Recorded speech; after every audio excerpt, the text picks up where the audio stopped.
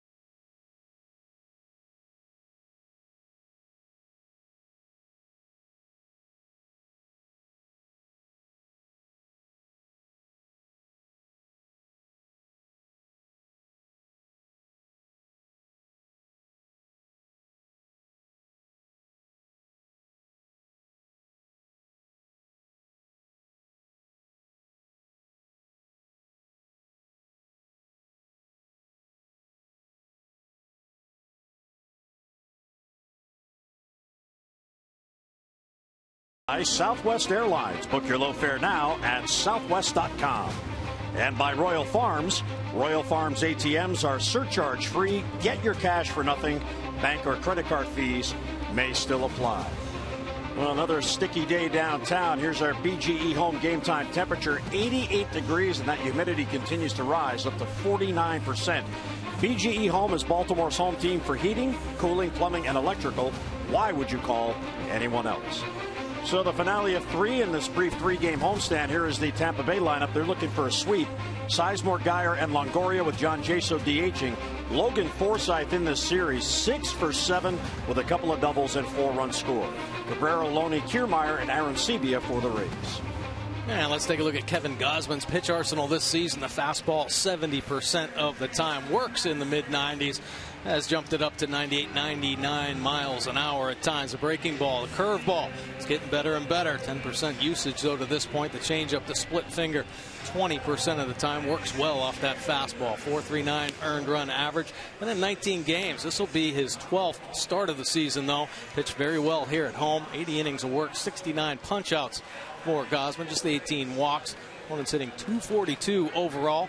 Fly ball pitcher, 55% of his outs in the air, and he has given up the 12 long balls. And Kevin Gausman has got to be on his game. This Rays offense has heated up, pounding out 25 hits in the first 2 ball games, outscoring the Orioles 17-5. Need a big start tonight. Gausman could be the guy. And for Gausman, unfortunately, he has become the starter that the Orioles can't seem to score for when he's in the game. He has been in the rotation now consistently since July the 22nd.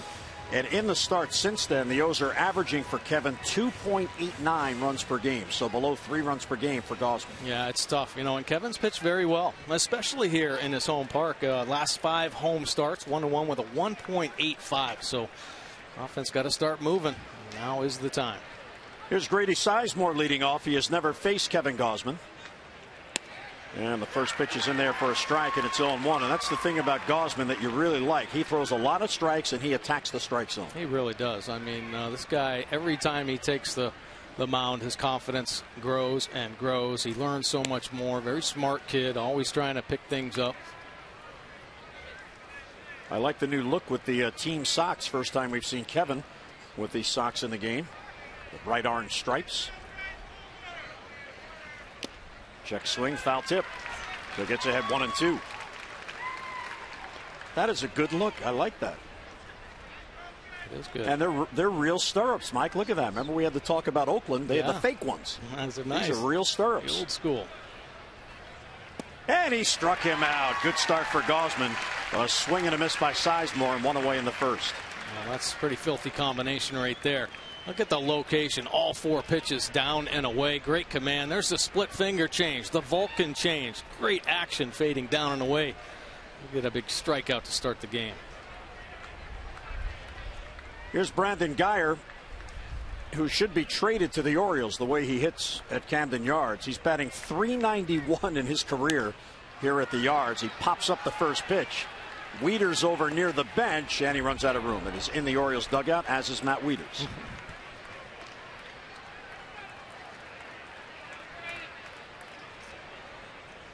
Not giving up there. Shortens up quickly. Matt Wieters giving chase. Chris Davis way too deep. Even Gausman wanting that out. Listen, this team, you know, Buck Showalter talks about it. Adam Jones has talked about it. The will, the want, the desire to win, to play better baseball is there. And, you know, everybody wants to be a part of it. And sometimes you try too hard. And unfortunately, the Orioles hitting the skid at the wrong time. This one's belted to left. Pierce is back on it. In the corner, running it down, leaps up, and he made the catch. He got it. Pierce takes a home run away from Geyer. Oh, he stuck with it and leaped at the exact moment, and he takes it back from the grandstand, and Geyer is retired. Well, if that's how you got to cool Geyer down, oh my gosh, Geyer squaring up another fastball on the inside corner, but Steve Pierce, oh my gosh, what timing, what concentration, never takes his eyes off the ball. The great awareness of where the wall is and times his jump perfectly. Taking one away from the Rays. The Orioles have been waiting for a play like that. Put a smile on everyone's face. So maybe that's the play that sparks the O's. We saw what it did the other night when Kiermaier robbed Machado in the first. Exactly. Evan Longoria bounces it into the shift. And Machado in the middle in the shift. He gets it to first, and Gausman has a 3-up, 3-down inning with the aid of his left fielder, Steve Pearce. Tampa Bay doesn't score. We head to the bottom of the first. Here come the O's.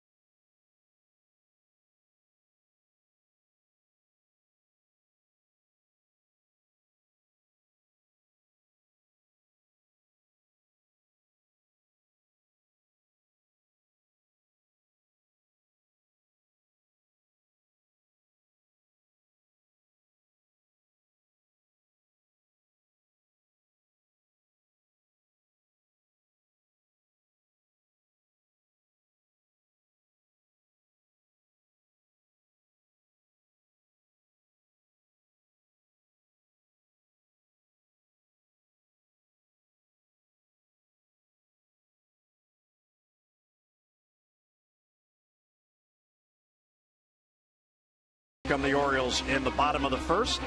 The Orioles lineup brought to you by Southwest. Book your low fare now at southwest.com. For the O's, Machado, Parra, and Jones with Davis in the cleanup spot. Matt Wieters catches for a second consecutive game, just the second time this year. Scope will be at second. That's Steve Clevenger DHing. Nice numbers over the past 7 games. 348, 4 RBIs, and a couple of doubles. Pearson left, and then Ryan Flaherty is at third base and batting ninth. Now let's take a look at Erasmo Ramirez's pitch arsenal this season. The fastball 56% of the time, works in the low 90s with the heater. Changeup probably his best off-speed pitch. Will mix in an occasional curveball and slider. The 3.68 earned run average, has 10 wins. He's been on a nice little roll for this team since moving into the rotation permanently, holding opponents down to a 229 batting average. Lefty's just 185. Manny first ball swinging, skies it to left. Sizemore moving in. Twilight, of course, and he stays with it. So on 1 pitch, 1 down as Manny goes after it.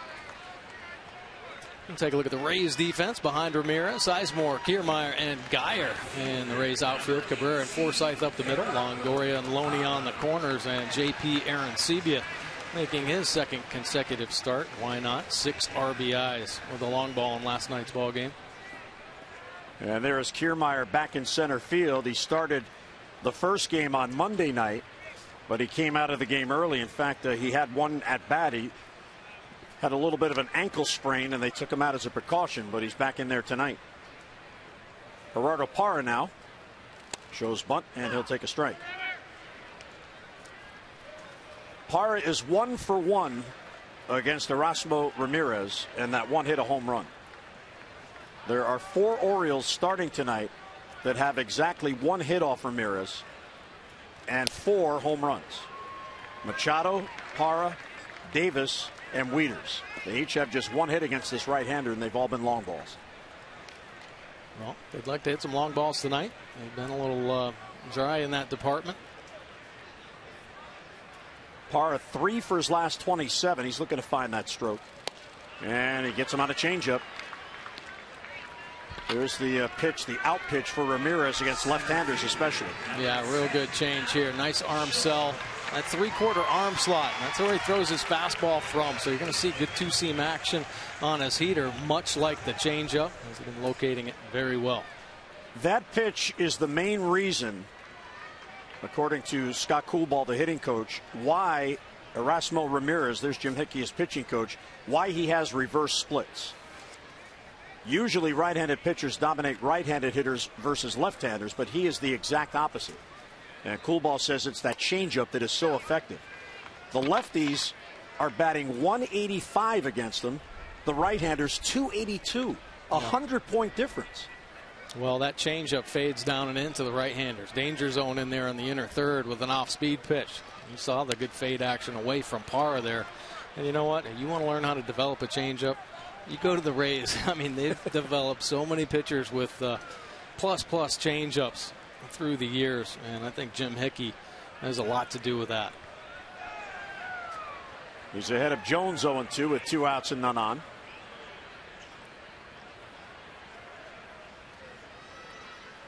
And it's upstairs. He doesn't chase. Look at Adam Jones's power zone. Now the red, where he squares up every ball that gets in there. So he's looking up and out over the plate. Pitchers try to stay away from Jones. Do not want him to get his arms extended. And in the dirt. Well, Adam against the East this year is batting .301. So he rises to the competition with these tough division games. He had his 4-game hitting streak snapped last night, and is 4 for his last 28 over his last 8 games. So you go up and down the lineup. It is just one slump after another and a collective team slump. Adam towards the gap in right center field. Kiermaier on the run. He will get there, and he makes the catch. So each pitcher with a 3-up, 3-down first inning. We'll head to the second at Camden Yards. No score.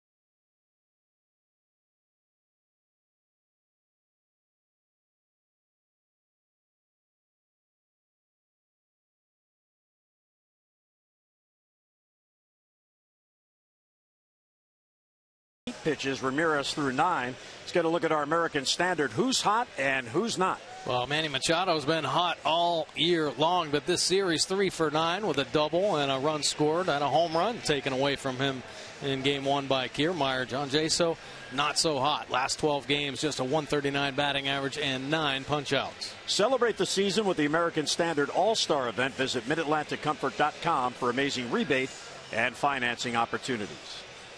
So Gausman got some help from Steve Pearce, who took the home run away from Geyer and had a 3-up and 3-down inning.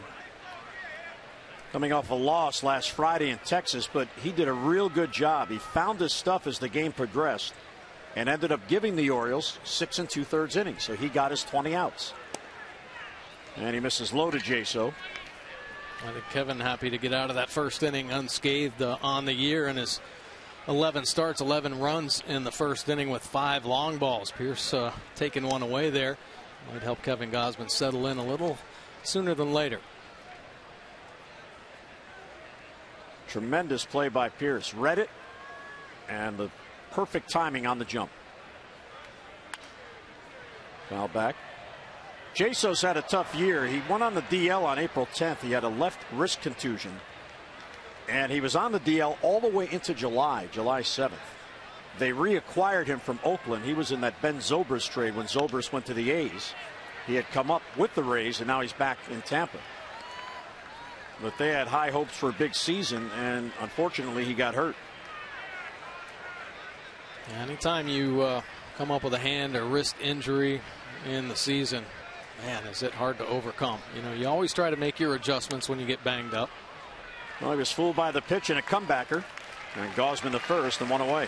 But that wrist injury sticks with you. And Jaso, boy, he was on the shelf for a long time, and it's obviously had a lasting effect. I think when you're on the shelf that long and you really can't even swing the bat, your timing gets completely knocked off.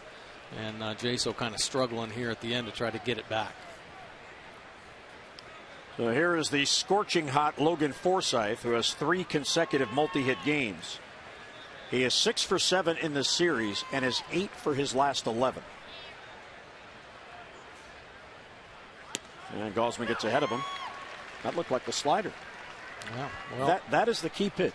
I think so too. I think if he can show that pitch, especially early in ball games, show that he can throw it for strikes. That first pitch is so important. Every hitter's gearing up for his fastball. Ground ball into the shift. Schoop down on a knee. The long throw across won't get him. Nicely done, but Forsythe able to leg it out. So another base hit for Logan Forsythe as he is on with a 1-out single, and he is the game's first base runner. This week, the Orioles celebrated the 20th anniversary of Cal Ripken Jr.'s historic 21-31 game at Oriole Park. You still have time to join in on the Ironman memories by bidding now on the official Orioles Maryland license plates numbered 2130 and 2131. The proceeds benefit the Orioles Charitable Foundation. Bidding will close on Sunday night, so get to it. Orioles.com/2131 and place your bids. Did you place your bid last night, as you said? I did. You forgot? Yeah, I forgot. Here's Asdrubal Cabrera. First ball swinging. Thank you very much. Pops it up. There's Schoop. And 2 down here in the second inning. Here's our Lowe's Never Stop Improving feature, brought to you by Lowe's. Kevin Gausman, some end of the season success in his career. He's had 15 games in September and October, 2-3 with a 3.43 earned run average.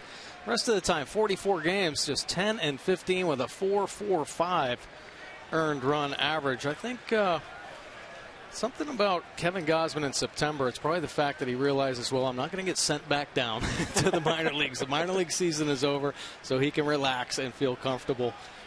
Listen, I think Kevin Gausman's had an up and down run so far in his young career, but he's establishing himself now. He's really coming into his own, and he should be a major part of this rotation next season. James Loney now, and he'll foul it back. Well, I think Kevin worrying about going back to the minors is a thing of the past. Yeah. He, unfortunately, for most of the year until Bud Norris went to the bullpen, there were 6 starters for 5 spots. He was number 6, so he began the year in the bullpen and back and forth a few times to AAA Norfolk. But since he's come back, when he was recalled on July 22nd, he has taken every turn in the rotation as one of the 5. Looking for his 3rd win of the year. A little bit low.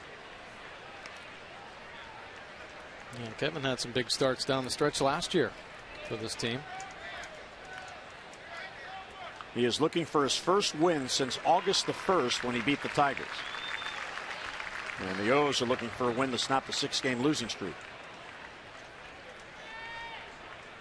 1-1 on Loney with Forsythe at first and 2 down. And it's outside. Corey Blazer early on here appears to be a hitter's umpire. A couple of close pitches had gone the way of the hitters. I see Loney's numbers on the year versus lefties, 236, right? He's 276. Kind of a quiet season for Loney. He dealt with some injuries as well. And a throw to first. Forsythe had a small lead. Teams don't run a lot on Kevin. He's pretty quick to the plate. There have been only 4 attempts on him all year. 3 have made it, and the Orioles caught the other. That's something that Buck insists on, and now it goes all the way down to the Gulf Coast League. If you're an Oriole and you're a pitcher, you better be quick to the plate. All right. A little bit low, ball 3. That was something he established in the short time he was here that first year when he came up at the end. I mean, he laid down the law. He says things have to change, and that is one of the big reasons why the Orioles giving up so many runs. Teams are running at will, and you've got a Gold Glove catcher. Gotta look in the mirror. Pitchers have to quicken their times to the plate, and they have controlled the running game for 4 years now. And there's a base hit in the right field for Loney. Forsythe will stop at second base. Parra got to it quickly. So a couple of hits in the inning as Gausman fell behind Loney, and Loney took advantage of it.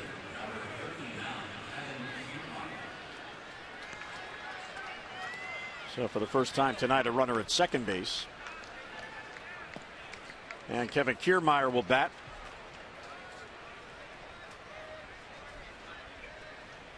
Kiermaier at 261, just the one at bat on Monday night before exiting the game. He is 3 for 12 with a home run off Kevin Gausman. There's a strike. So he came inside that time. Yeah, that is a nasty fastball right there. 95 miles an hour painted. Now Wieters doesn't even have to move the glove on the inside corner. That will get your attention. 95 buzzing by you. Whew. Came in again but missed. Well, you really want to quicken up the lefties inside. So you establish that fastball in, and then the split finger will start working for Gausman against the lefties, much like Ramirez's changeup for the Rays. And through the middle, a base hit for Kiermaier. Forsythe is being sent. Here comes Adam. Here comes the throw to the plate. He is out at the plate. Jones comes through again. Adam Jones with yet another assist. There's his 13th, cuts off a run at the plate, and Tampa Bay fails to score.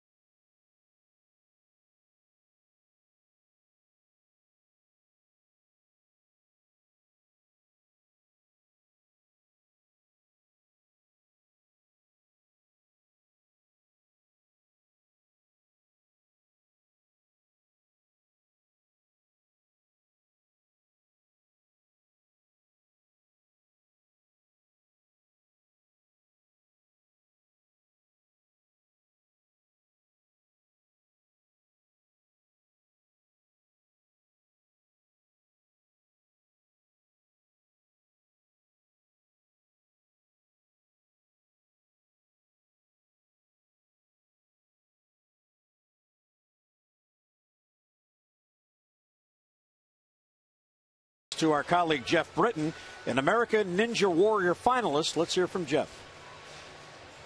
What an honor to throw out the first pitch at Cam Yards. I've been here for, 13 years now I've been here. Watch these guys play forever. I'm a big fan. You know, I went out and proved myself this year. I went out and I did things I love to do. It's really cool to combine these two worlds a little, you know?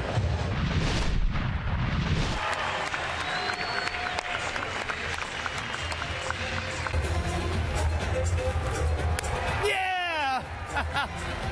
Woo!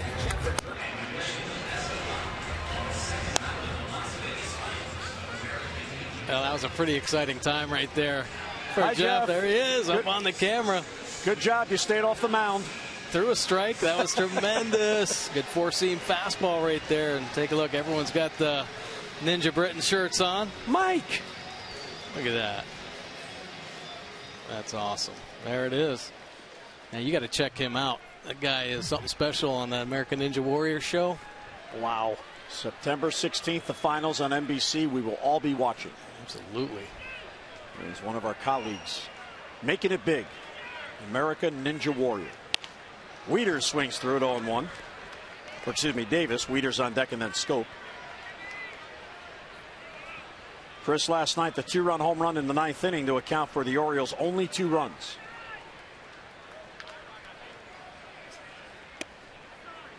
He is 1 for 12 head-to-head against Ramirez in that one a home run.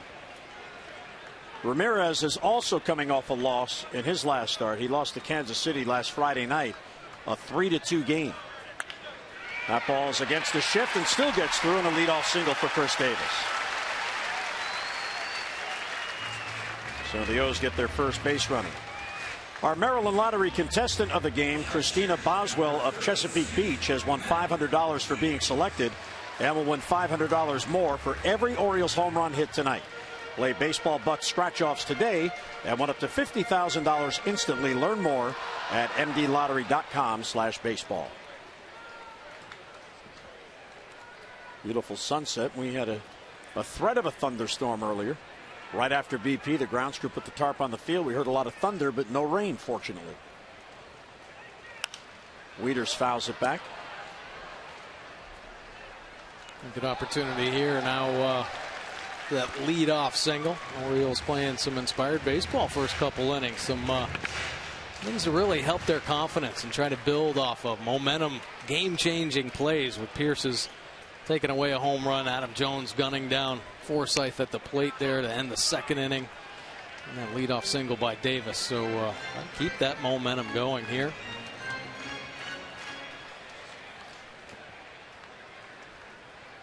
Wieters' numbers: left-handed 241, right-handed 295. Pretty much true to form throughout his career. Runner goes, throw to second, bounces, and Davis is out. Real good throw from J.P. Arancibia, and there goes the base runner, one away. Let's take a look. Chris Davis, kind of a short lead. Instantly looking back in there, you wonder, was there a hit and run on? Something. Now the Orioles certainly have to kind of push it a little bit here, change results, be a little bit more aggressive. So Arancibia guns him down. Tampa Bay's catching 32% of the base stealers. And a base hit through the middle for Wieters. Looked like it went right through the legs of Ramirez. Couldn't get the glove down in time. So back-to-back hits, but the caught stealing erased the first. Our Maryland Live Casino inside the numbers. Take a closer look here at Erasmo Ramirez through May 24th. He had a 2-2 record with a .662 earned run average. But since then, starting on May 30th, 8-3 with a .254. He has made his adjustments. Started out in the bullpen and really had a rough start to the season. He gave up 15 earned runs in 5 1/3 innings of work. So the first couple months were tough. He was battling his way out, and then he settled into the rotation and has been phenomenal. It's on the 8 wins there, but 10-5 overall. He's pitched incredibly well on the road.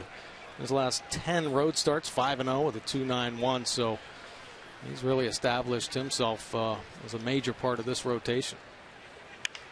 Scope to left field. That ball's fading down the line and back out of play. Ramirez, he already has a career high 10 wins. He's 10-5. And he has those 10 wins since May 14th. Didn't win his first until then. There are only 3 pitchers who have more in that time frame. Dallas Keuchel has 12. Nathan Eovaldi and Colby Lewis each have 11. So he's right there with the best leaders and the winningest pitchers since May the 14th. And Scope fouls it back. The Orioles, as Mike mentioned, would love to break on top here, put some pressure on Jim Hickey and his pitching staff. The O's have not had a lead since the 3rd inning of the first game Friday night in Texas, when they took an early 1-0 lead in that 3rd inning. That's the last time the Orioles have had a lead. Ball in the dirt, gets away from Arancibia, throw to second base, and Wieters gets in there. Nice read, Matt Wieters. That's what you have to do. Paying attention to every little detail in the ball game. And this isn't a risky play. His head's up. He's watching the ball. We anticipate the pitch. Looking for the breaking ball down. He gets in there easily. Great read by Wieters. Get himself in the scoring position. Aronsebi got fortunate. It hit the umpire, Corey Blazer, but then he got unfortunate because it hit Schoop's leg. It was like a pinball. And Jonathan fights it off. Count holds 2-2. We'll take a look at the highest slugging percentage as a second baseman this season. Jonathan Schoop leading the way with a .502 slugging. Ahead of Devin Travis, who had a monster year going for the Toronto Blue Jays. Dozier at 27 home runs. Kipnis and Odor on that list. Jonathan Schoop, like 206 ABs, has 12 doubles, 10 home runs in his 59 games. So very impressive numbers for Jonathan Schoop. And a prolonged at bat as he fouls it off. Ramirez generally doesn't walk hitters, about 2.5 per game. Schoop about to see the 7th pitch in this at bat.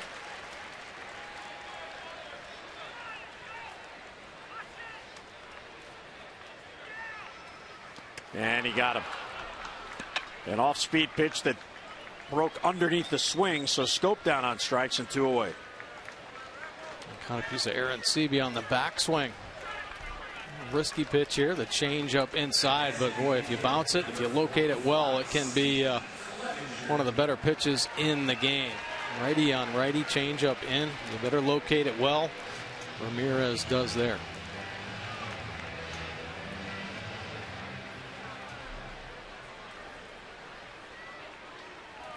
So here's Clevenger, who has been the Orioles' hottest hitter.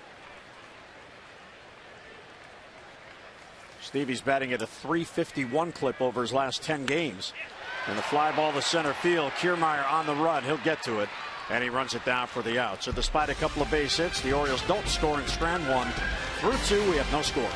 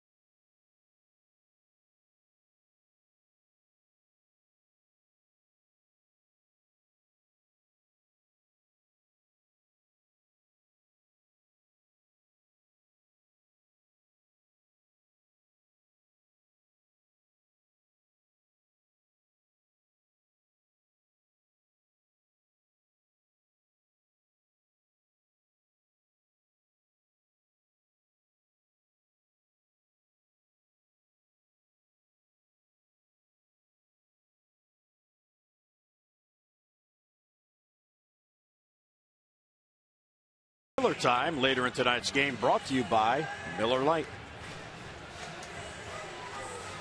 Well, each team had a multiple hit inning in the second. Tampa Bay had 3, but Forsythe was gunned down at the plate. Adam Jones, his 13th assist to gun him down.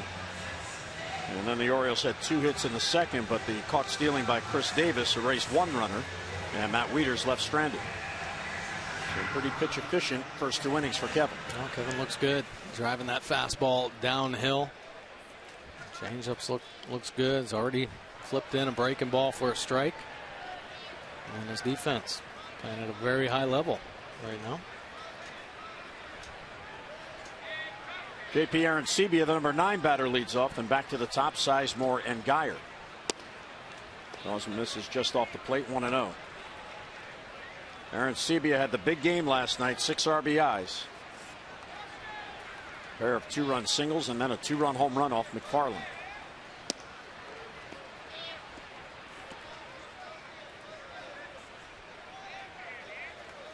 Gausman has walked only 18 batters all year in his 80 innings, so that works out to 2 walks per 9 innings.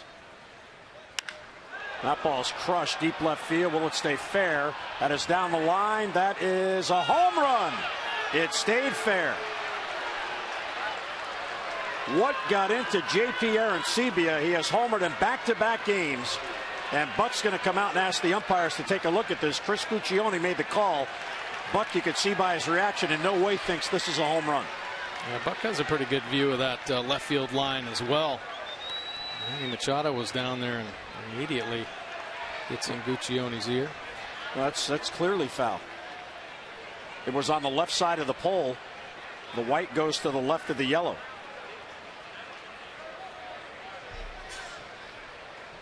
Oh yeah, Buck's right. That is foul. And they're going to overturn this. There's no way they can miss that. So Arencibia is going to have to come back up. And that'll be a long, loud strike. Jeff Nelson is the crew chief, so he and Guccione, the umpire who made the call, will talk to the umpires in New York, and this should be a very quick reversal. Well, he covered this baseball, got on it, but just hooking at the end.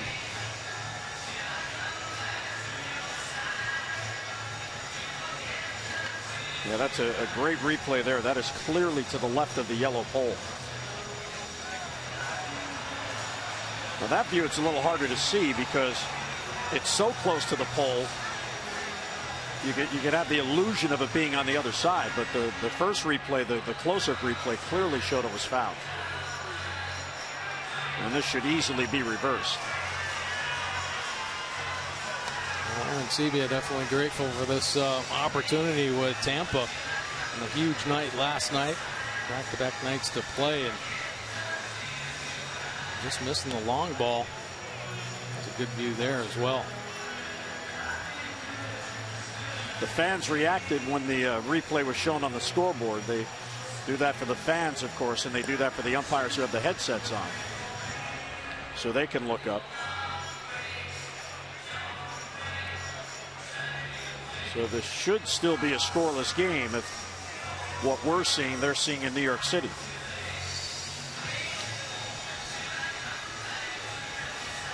Kevin Cash is wondering, is another replay going to go against me?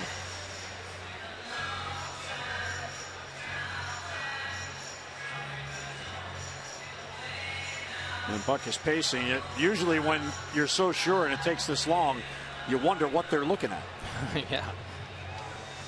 I mean, that first replay, that was obvious that it was a foul ball. See, the ball is to the left of the pole. That's foul. And with the white ball and the yellow foul pole, very easy to see.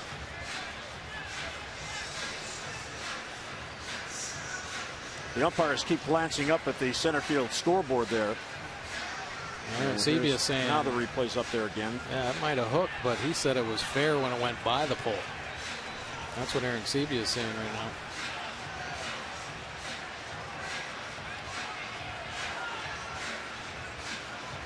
We'll talk about this opportunity here for J.P. Arencibia. Some pretty good power numbers with Toronto. And on a 3-year stretch, had 23, 1 year 18, then 21. So certainly the ability to drive the ball. By our vantage point, just missing one there.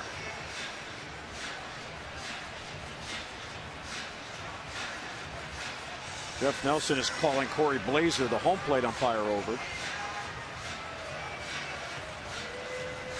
This is perplexing why this is taking so long. That first replay we had, it was beyond obvious that's a foul ball. You have the contrast of the colors, and you can see the white ball to the left of the foul pole. Now, if it hits the pole, it's a home run, but it didn't do that.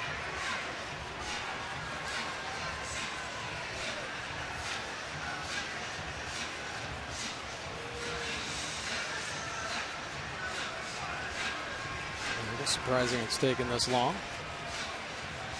It appears we may have a verdict here. And it's a home run. Oh, wow. Wow. How did they miss that?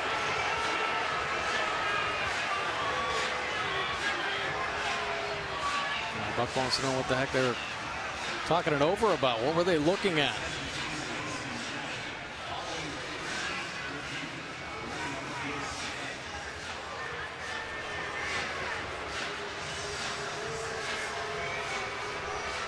It is. And this is what they're looking at. And I think the question is, because the ball didn't actually go just to the left of the pole, it appears it went over the top of the pole and then started to fade. And that might be what they saw and couldn't quite make it conclusive. So they had to keep it the long ball. So the official ruling is the call stands, which means they didn't have enough evidence to overturn it. Took them nearly 4 minutes to figure that out. So 1-0 Tampa Bay. Here's Sizemore, and he fouls it off.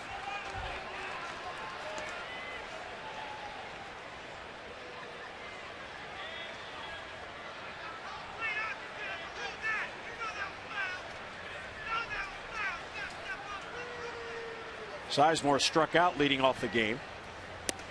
And he'll take two tight, 1-1.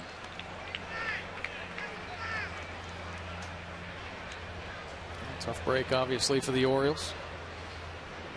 And they've been battling these type of things here in the past couple weeks. Seems like something doesn't go in their favor, and it deflates this team. Well, they're playing great here in the early going. I mean, they have some great life, put together some good at-bats right now, so they can't let this affect them. Now, the good news for the Orioles, that was a crew chief review, so Buck still has a challenge. He does not lose his challenge on a crew chief review.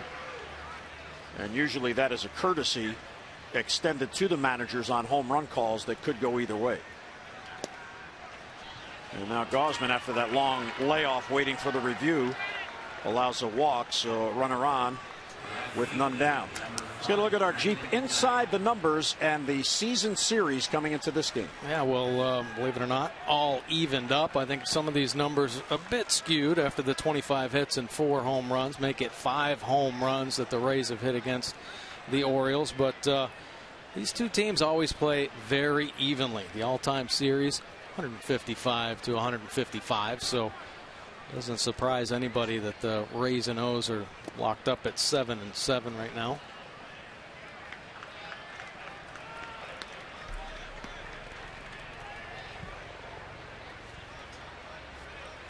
So the ruling from New York on that home run, after viewing all relevant angles, the replay official could not definitively determine that the ball left the playing field in foul territory. As a result, the call stands. It is a home run. Taller foul poles. Taller foul poles. Although if your theory's correct, it may have hit the foul pole, right? If it went right over the pole. Right. But I don't know. That first replay clearly looked to me that it was to the left of the pole. Yeah, it did. Maybe they didn't have that angle. We have a lot of tremendous angles here. So Gausman, all of a sudden now, it was a 5-pitch walk to Sizemore. Now he's 2-0 on Geyer. Well, he's just missing. He's making some really good pitches. Making some good pitches with his fastball down at the bottom of the zone. A little bit tight right now. Just missed there with the curveball.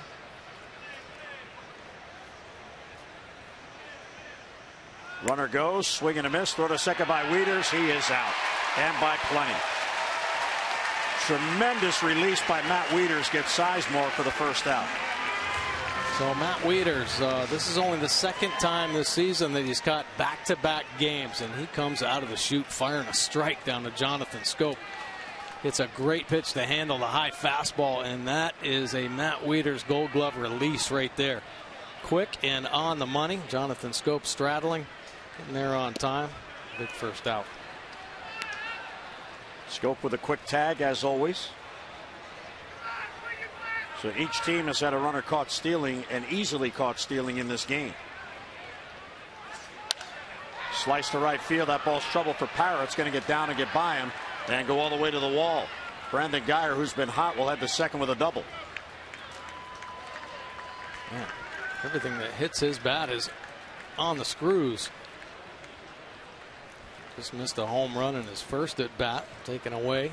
So Gausman driving a heater down and away. That's a nasty pitch.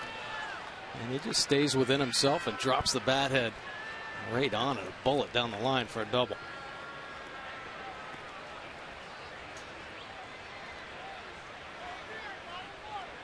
So Geyer gets into scoring position.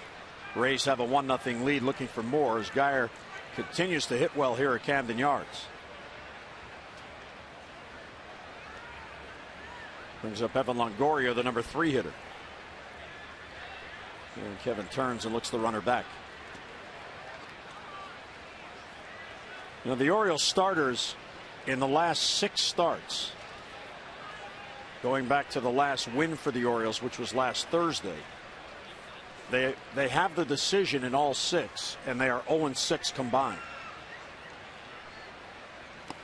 And the pitch low, so Gausman continues to fall behind the hitters here following that long replay review.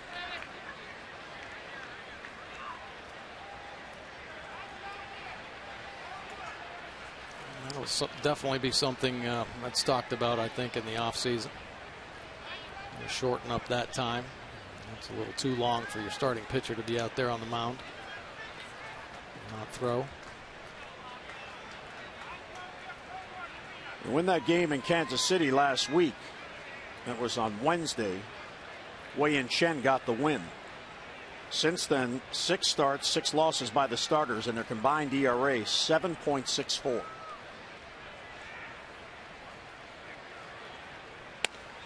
And there's a strike in the corner.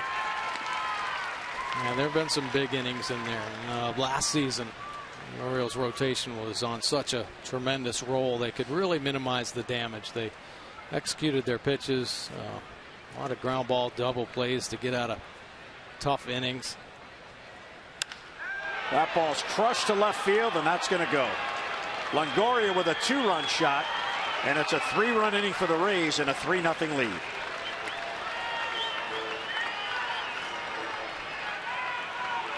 Pierce never even moved. He just looked up and admired it. Well, it's unfortunate that the strike zone seems a little bit tight here in the early going, because Kevin Gausman is making some pretty good pitches, and now he's got to put the ball on the plate. We'd like a couple of these calls to go his way. And this one all over the inner third. All on the white part of the plate. Longoria, 2 home runs here in this series. John Jaso takes a fastball inside. Well, Longoria homered in the game the other night, and for him it's a milestone. That's his 200th career home run.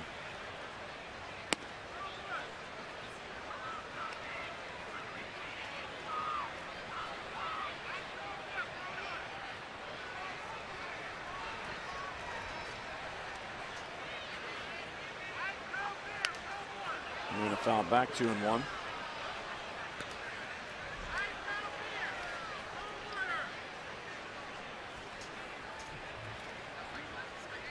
Longoria becomes the first third baseman ever in his first 8 seasons to have 200 home runs and 250 doubles. That ball sliced down the line and foul. Jaso picked up a base hit right down the left field line in yesterday's ball game. Almost looks like he's trying to back the ball up intentionally, and there was, of course, the big shift on Jaso. Sometimes when a hitter struggles, they try to do different things, and Jaso's been almost looks like forcing the ball the other way.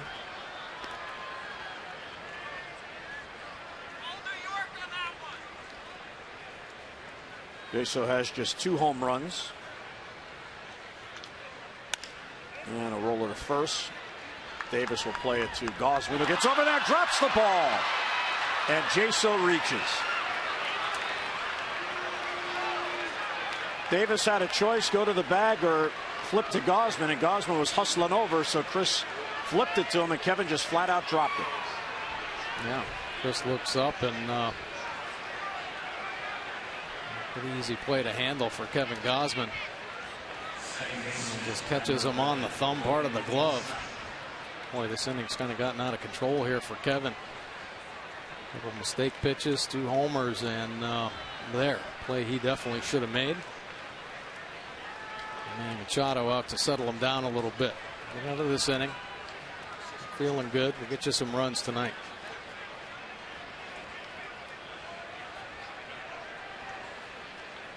So Davis gets an assist, so it goes 3-1 And Jaso reaches, and still only 1 out in the inning. Tampa Bay broke it open early last night with a 4-run fourth and a 4-run fifth. They already have 3 on the board here. And Forsythe, who is scorching hot and already has a base hit in this game, is up. And Gausman continues falling behind the hitters.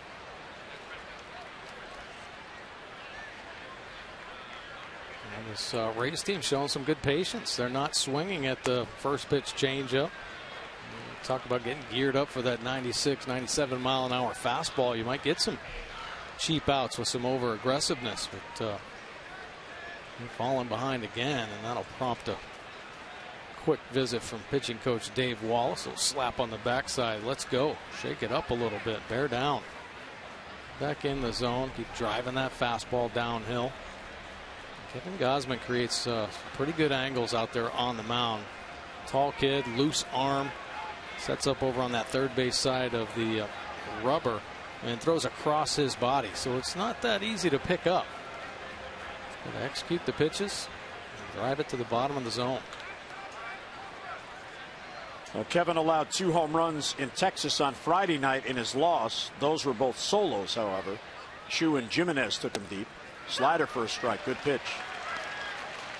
So mix it up a little bit and count 2-1 on Forsythe, who clearly wasn't looking for that.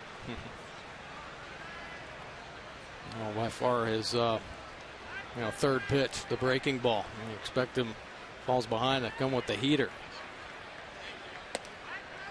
Misses outside, ball 3. Gausman, as we mentioned, he generally does not walk batters. Just 4.6 of his batters faced get on base via a walk. So he's among the league leaders in the American League. He's walked 1 in this game, so only 19 on the year now. Strike on the inside corner. So that seems to be the one spot where Gausman can consistently get the call. As Wieters set up there and Gausman hit the glove. And on the pitch track, looked like it might have been a little bit inside. And that guy was keeping it down in the zone here to Forsythe. Jaso runs and the pitch is foul back. And that heater left up a little bit.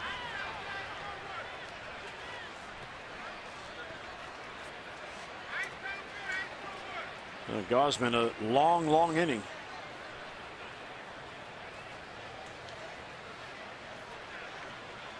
He's already thrown 28 pitches. And this will be the 7th pitch here to Forsythe. Runner goes, foul back.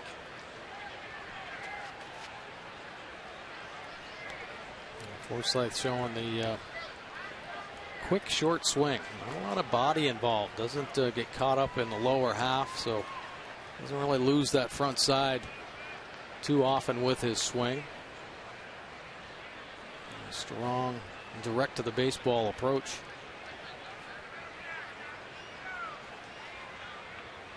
Jaso runs again. The 9th pitch is hit to right field. Parra is back on it. Still going back, and it's off the wall and in play. Parra down to the ground. Jaso had to stop to see if that ball would be caught. So he gets to third, and Forsythe has another base hit. There's a double, and it's 2nd and 3rd and 1 down. Wow, they called that an error. Take a look here. Parra's playing shallow, gets turned around one time, and then Forsythe, it was backspinning out there. As he makes that turn, a quick glance, and the ball just kind of gets on him just as he takes his eye off to pick up the wall. Can't stick on the end of the glove. Big outfielder's glove gets a little loose on the end there. Can't come down with it. Well, the scorer thought better of it after seeing the replay, and he called it a double. See his spike mark tearing up the wall there.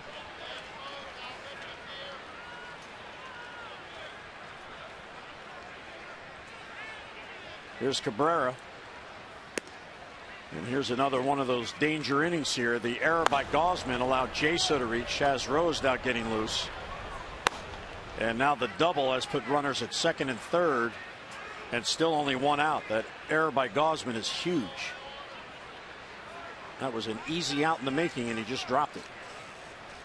Yeah, right now that first pitch strike eluding Gausman. He's mixed in some changeups, trying to get the hitter out in front and do some weak contact. But you got to throw it on the plate. Can't be your strikeout change that works off the outer edge. These guys are laying off that pitch. Get it on the plate.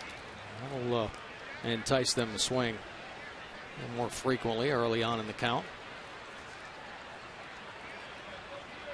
Tampa Bay has 7 hits already here.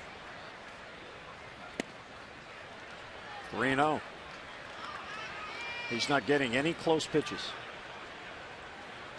Wieters is going to have to readjust here and set a different target, because those close pitches are going the hitter's way.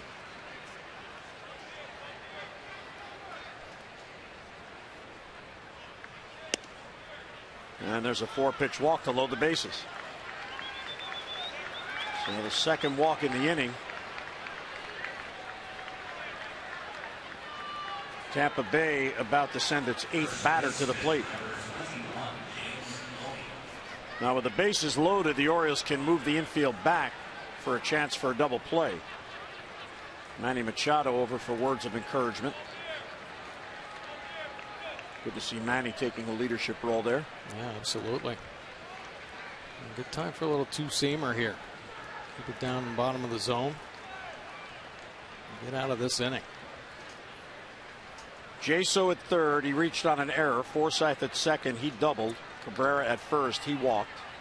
And still only 1 down for Loney. Center field off the end of the bat. Adam Jones coming in, and that falls in for a base hit. Scope gets to it quickly and gets it in. So 1 run scores. A fisted ball to center field, and that's how it's going for the O's. But the error set up the inning. And that's going to be all for Gausman. Here comes Buck. Another tough break here, but the fastball elevated. Gives Loney a chance, and wasn't hit hard, but finds some outfield grass. So Gausman will leave after 2 1/3 innings. Tampa Bay has 4 on the board. Rowe comes on with the bases loaded and 1 down.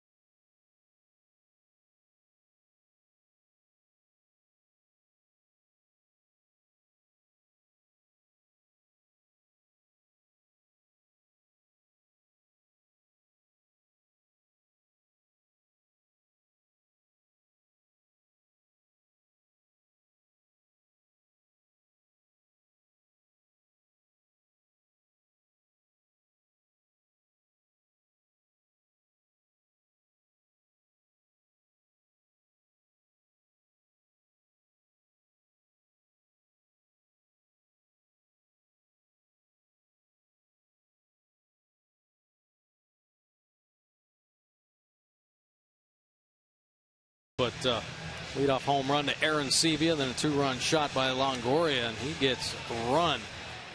3 earned runs, and now it's time for our AT&T call to the bullpen. AT&T, proud partner of the Baltimore Orioles. AT&T, mobilizing your world. Well, Chaz Rowe, fresh off the DL, back into the ball game here, coming out of the Orioles bullpen. The fastball 68% of the time. A breaking ball, sweeping slider 32%. 3.12 earned run average. Picked up a couple wins on the year. Opponent sitting 260 overall. Here's Kevin Kiermaier. Rowe deals down and in 1-0. Kiermaier singled his first at bat, had an RBI taken away as Adam Jones gunned down Logan Forsythe at the plate to end the second inning. And bases loaded, one down, nowhere to put him. Ground ball to second, could be two. Schoop to Manny, back to first, and out at first. There's a double play, and Rowe comes on and gets out of it. And Kevin Cash is out of his dugout again, and we may have a request for a review.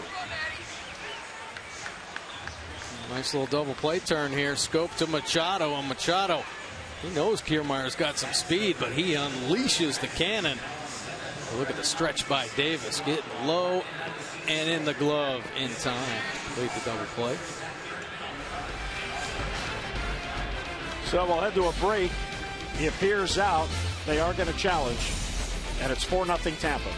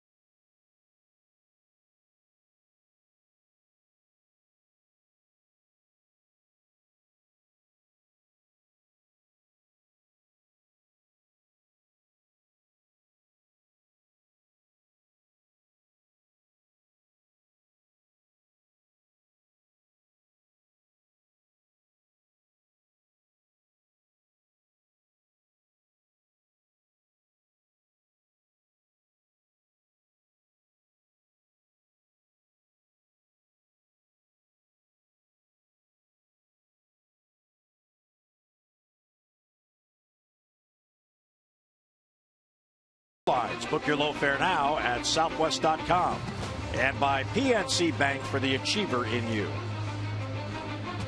Well, there is the crew chief, Jeff Nelson, who went over and put on the headsets, and we're told this is double checking on something from earlier in the game.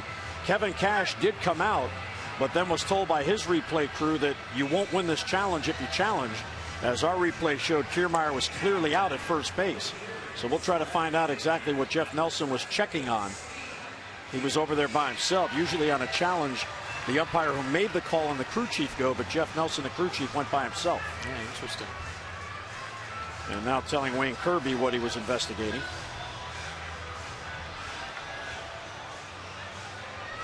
Well, these games starting to get very important for the Rays as they're inching back into that wild card chase. So every play of utmost importance here. So Rowe does a good job getting the double play to end the inning, and here is Steve Pearce.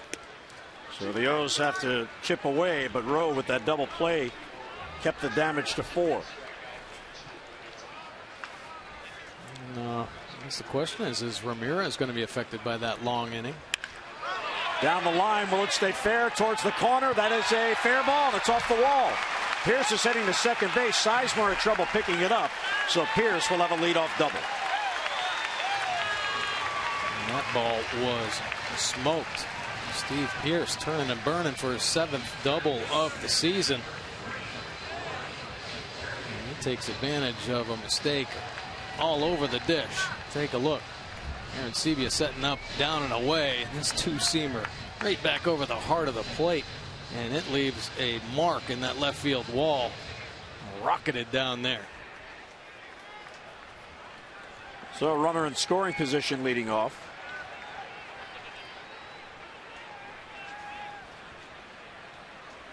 Here's Ryan Flaherty showing bunt, and he takes a strike.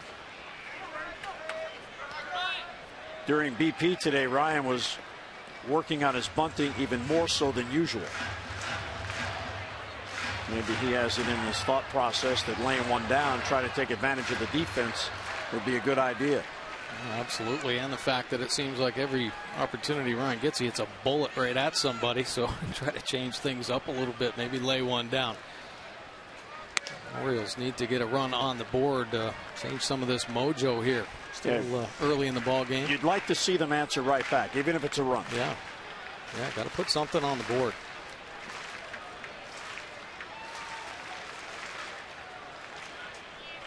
Ramirez has allowed 13 home runs on the year. Strike on the corner.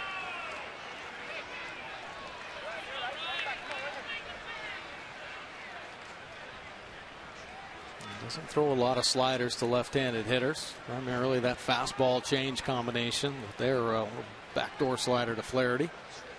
And get ahead of the count. Good take there.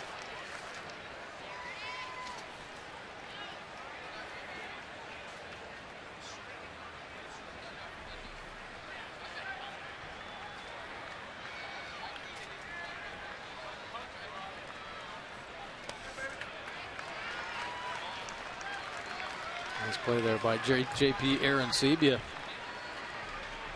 Big series here so far against the Orioles. Nice stop on the changeup down in the dirt.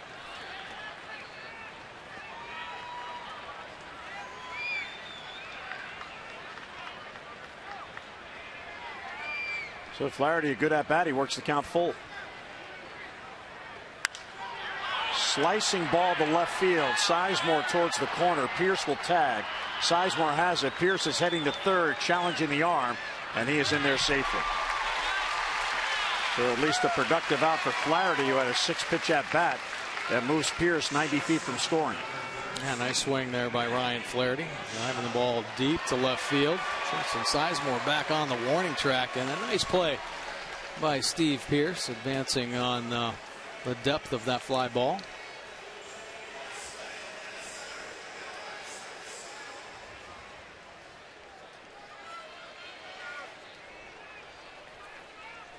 So the O's looking to answer back, turn the lineup over. Here's Manny, who flied out to left his first at bat. Line drive, base hit right center field. Machado comes through, and the O's answer back and get on the board. Real good approach there, Mike, as he went with the pitch and a solid line drive for a single. Yeah, beautiful swing. Another beautiful swing by Manny Machado. Here the slider. Staying up. Believe it or not, that pitch might be off the plate, but it's elevated enough that he sees it well. And long arms reaches out there and smokes it up over Forsythe's head. Orioles on the board. So it's a 3-run deficit, still only 1 out. And here's Gerardo Parra, who is certainly due. Foul off the shin guard of Arencibia. Parra struck out his first at bat. He is just 3 for his last 28, and also 7 for his last 45. Yeah, he's scuffling along a little bit. Good opportunity here with the hole at first base. Hard hit ball, base hit down the line. It stayed fair. Machado heads to third. Parra's heading for second. Geyer has trouble. Machado's being sent. The throw goes to second base, and Manny scores. It is a brand new game. It's 4-2. And now the crowd is back in it. A nice little answer here for the Orioles in the third inning. Manny Machado get things going with that RBI single. Then Parra, turning and burning past the diving Loney, and it's a pinball down in the corner of right field. Nice send by Bobby Dickerson, reading the ball bounce around, and there's some energy. Parra fired up. Orioles right back in it. So Chaz Rowe gets the double play, the only batter he faced. He inherited the bases loaded with 1 down, and the O's answer back and have cut the lead in half. And here's Adam Jones representing the tying run. Adam flied out his first at bat.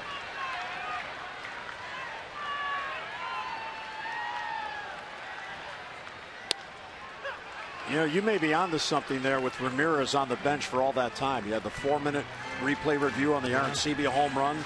9 men went to the plate. There was a pitching change. Dave Wallace also visited the mound. Maybe he did stiffen up a bit. Well, there's a lot of stuff going on, and it's tough. Early in a ball game, he's starting to get into the flow of the game, and it just comes to a halt on him. And, you know, he's in there expecting an out to be made, something, the inning finally come to an end, and just keeps getting extended. So he isn't able to throw the ball anywhere. I don't think they have a tunnel over there on the visitor's side. So, yeah, tough little adjustment, and the Orioles able to take advantage of it. Steve Pearce starting things off with that double, and then Machado and Parra, some good at bats. 0-2 on Jones with Parra at second. And Adam fights it off to stay alive. Yeah, the Orioles have pitching tunnels and batting tunnels right inside their dugout. But for the visitors here, the visitors' batting cage or tunnel is all the way past the Orioles clubhouse, the opposite direction from the visitors' clubhouse. Steve Pearce got it going with a leadoff double.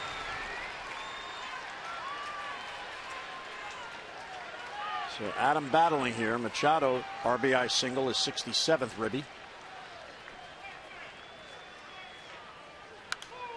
And Adam fouls another one back. These are frustrating at bats for pitchers. They get ahead 0-2. Looks like it's going to be a quick out. And then the hitter goes into defense mode and fouls them off. Yeah. Well, you know, Ramirez here, though, moving the ball around. So you get ahead and then you try to expand the plate. Yeah, Adam Jones is battling tough right now as he's working the perimeter of the zone. And being ahead, he doesn't have to put anything on the plate. He can mix up whatever he wants, and, you know, he's got some pitches to work with. Aaron Sebia and Ramirez had a tough time agreeing on a sign, so Adam requesting time.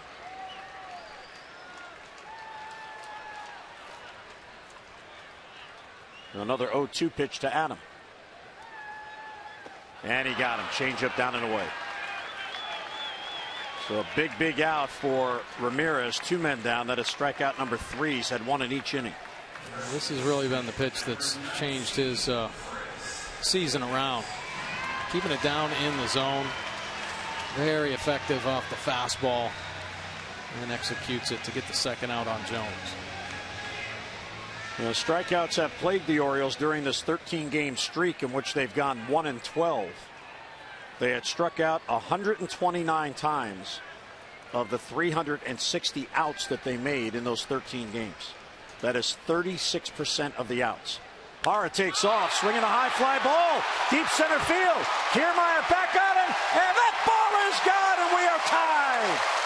Chris Davis unloads and delivers.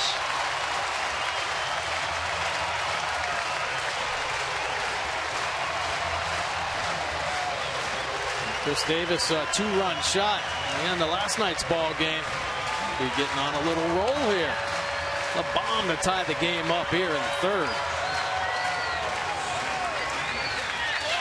37th home run, and he makes Christina Boswell of Chesapeake Beach, our Maryland Lottery contestant, a very happy young lady. Another $500 to her.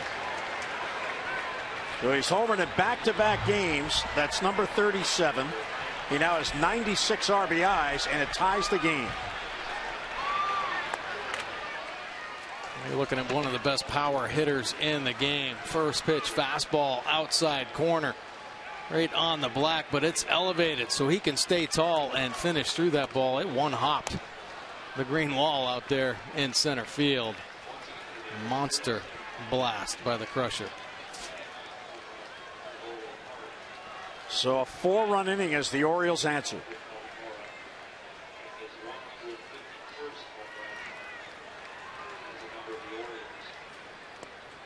And a changeup bounces, so 2-1 on Matt.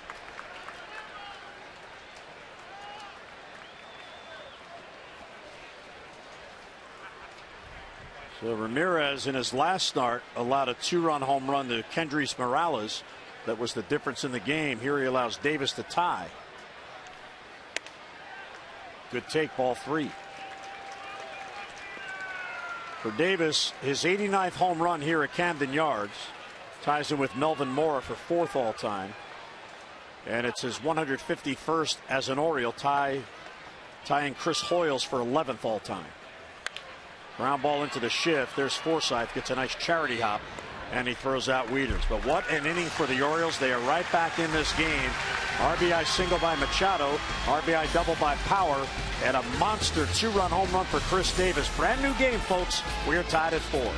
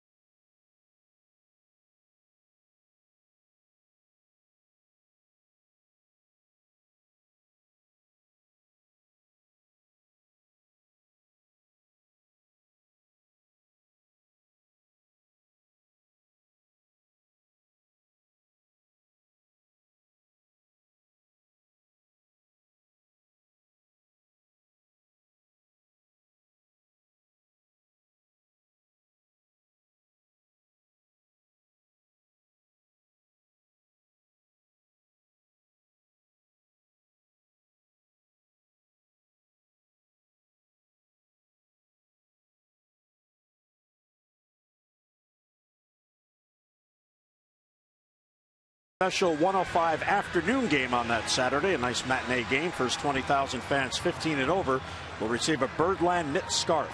Now tickets for that game are going fast, so don't miss out. Get online, Orioles.com or 888-848-BIRD. Take a look at Chris Davis. Back-to-back games with the long ball. That 2-run shot ties this game up. And he was fired up after that home run. Did the high 5 with Parra. And Parra was shaking his hands over there in the dugout in some pain. Well, his double got a run in. He got on for Davis, and Davis delivered. And if the Orioles win this game, the job done by Chaz Rowe in the top half of the third will be the difference. He came in with the bases loaded and 1 out, relieving Kevin Gausman. And he got a double play ball on one of the fastest runners in the Rays lineup in Kevin Kiermaier. And he's ahead here on Aaron Sebia, 0-2. For Chaz, his first appearance since August 9th.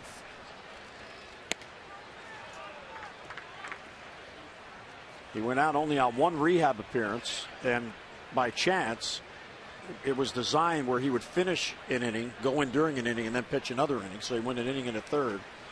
And he became the winning pitcher for Bowie on the night they clinched a playoff spot. Nice. Pretty good fastball right there. The ability to bring that 2-seamer back on the outside corner, not getting the call. Quality pitch. Corey Blazer likes the inside corner tonight, not so much on the outside. Wieters sets up out there. Breaking ball, swinging a foul back. Aaron Sebia homered last night. He homered here tonight on the play that was reviewed in New York and upheld. First time he's homered in back-to-back games since August 22nd and 23rd in 2013, when he was still a member of the Blue Jays and was their #1 catcher.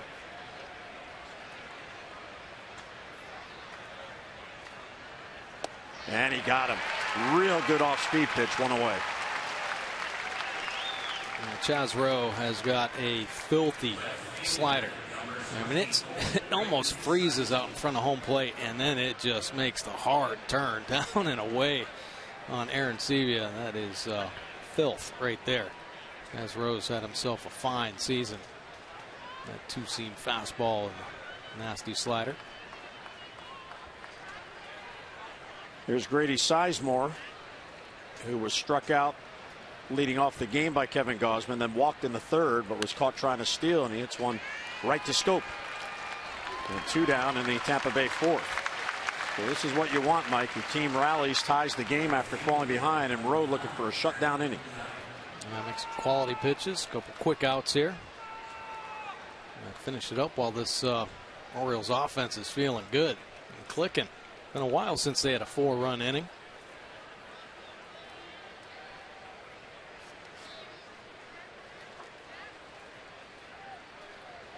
Here's Brandon Guyer, who doubled to get the second part of the rally going in the third inning.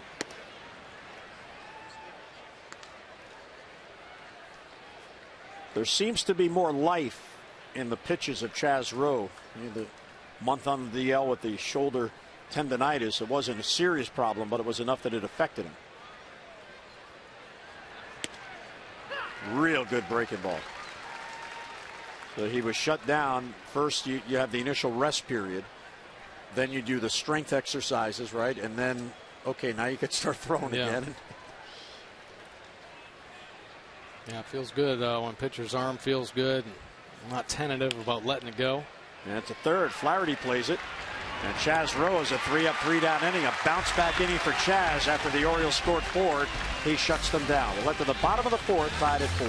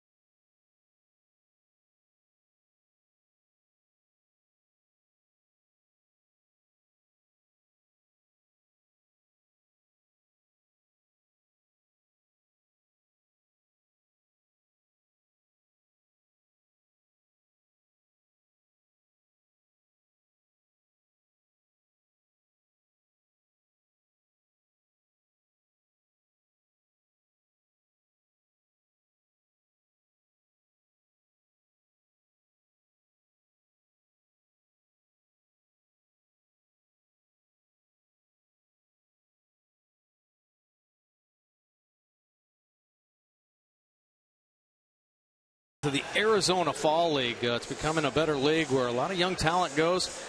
And the Orioles think these players should be challenged if they want to move up. Well, John Keller, right-handed pitcher, big fastball. 22nd round pick. Donnie Hart. This is a 27th round pick out of Texas State. Chance Cisco, monster year last year. 340 in Delmarva. Another solid year this year, only 20 years old. Adrian Marine, 21 years old. Mike Yastrzemski on that list as well. So these guys looked at as prospects and get to play out in the Arizona Fall League against some other organizations' top young guns.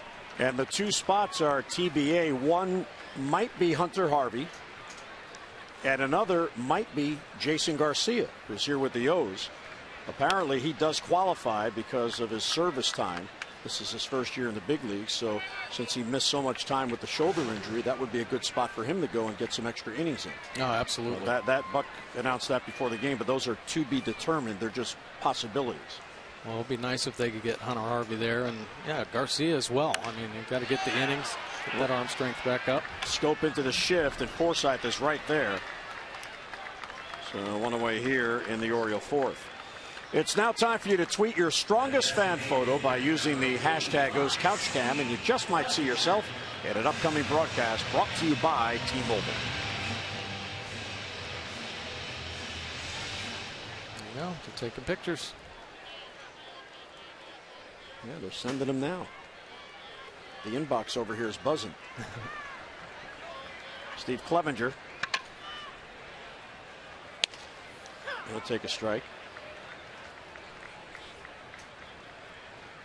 You know, the one thing about that rally in the third, Mike, that's encouraging as the Orioles try to bounce back here and finish strong. Whether or not they make the playoffs remains to be seen, obviously, but you need to win and you want to finish strong anyway. But they came into this game 14th out of 15 teams in doubles. And last year, that was such a big base hit, getting doubles. And in that rally, they had two. They had the double by Pierce that got it going, the RBI double by Parra. And that's something that just kind of creeped up. I didn't realize they were that far down. Only the Angels have fewer doubles in the American League than the Orioles. Wow. Clevenger to center field, chasing Kiermaier, still going back on it. He gets there, and he has it for the out. So each time Clevenger has chased Kiermaier back, but each time he ran it down and 2 out. I'll tell you, they keep squaring up baseballs like they did there in the third inning. The double totals are going to start to rise because every hitter, quality at bat, and the outs were hard. And Steve Pearce will bat his double. Got the Orioles going, a leadoff double in the third. Over his last 5 games coming in, he had been just 1 for his last 17. So a much needed base hit for the confidence. And the way he hit it, right down that left field line, and the ability to keep it fair means that that bat path was as good as it can be. He went on the check swing, according to Jeff Nelson, so 1-1 the count on Pearce.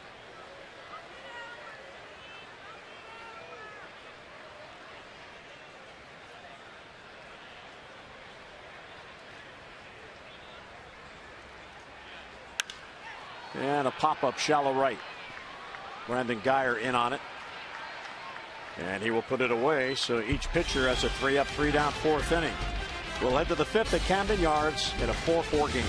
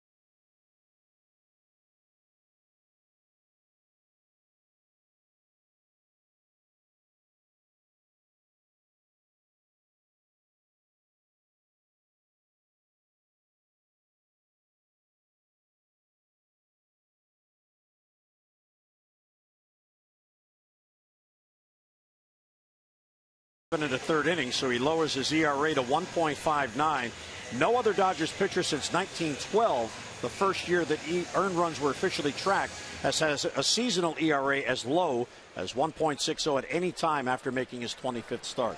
Cardinals went 40 games above 500 with 30 games left, first time since the Phillies in 2011. And Kyle Schwarber of the Cubs hit a 2-run home run at go-ahead. The Cubs now have 28 game-winning RBIs by rookies, the largest in the major leagues. Pretty good young players there. Schwarber, of course, Bryant, the third baseman. Strike one to Evan Longoria, who hit a 2-run home run his last at-bat. That at the time made it 3-0 Tampa Bay.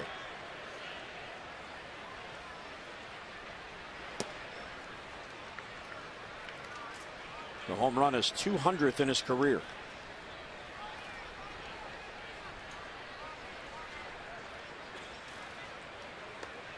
Longoria's kind of had a grinded out season. Obviously, disappointing offensive year for the Rays. Manny in the shift gets it across. So one down in the 5th. Well, we invite you to register now for the Longevity Foundation's Breathe Deep Baltimore 5K walk to raise funds and awareness for lung cancer in memory of the O's late public relations director, Monica Pence Barlow. It'll be held on Saturday, October 3rd at Oriole Park. Proceeds will benefit the nonprofit's efforts to provide research grants as well as community support for those suffering with lung cancer. To register or for more information, visit Orioles.com/longevity. 5 in a row retired by Rowe, and he's gotten 6 outs. A double play ball by Kiermaier ended the 3rd. Jaso reached on an error on a ground ball to first his last at bat. He came around and scored. Kevin Gausman covering first base just dropped the ball. Well, we've seen some crazy things here recently that unfortunately have hurt the Orioles. Typically such a detail-oriented team, and costly mistakes here the past couple weeks. Foul tip straight down at the plate. 2-1 on Jaso, who is 0 for 2 officially. Chaz Rowe, one of now 10 in that Orioles bullpen.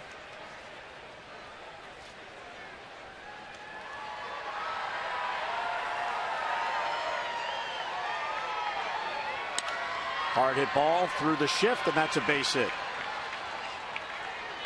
So you got to pass Flaherty, who was over there. Manny stayed at shortstop on a 1-out single. First base hit allowed by Chaz Rowe. It's been a strange year between these teams. The road team has won in each of the 5 head-to-head series between the Rays and the O's.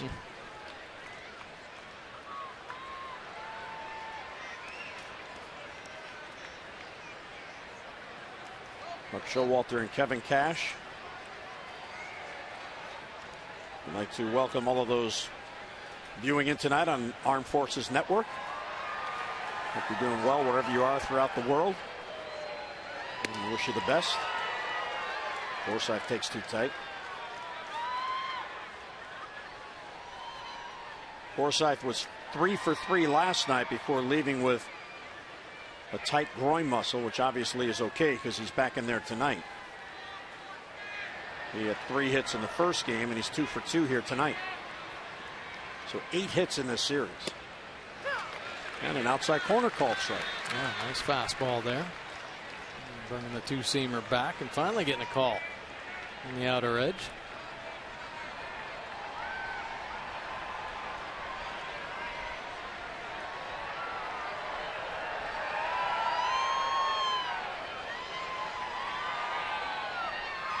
One and one the count. And then a foul off the slider. Look at that close up there of Chaz. There's Brian Mattis. He's getting loose for the Orioles.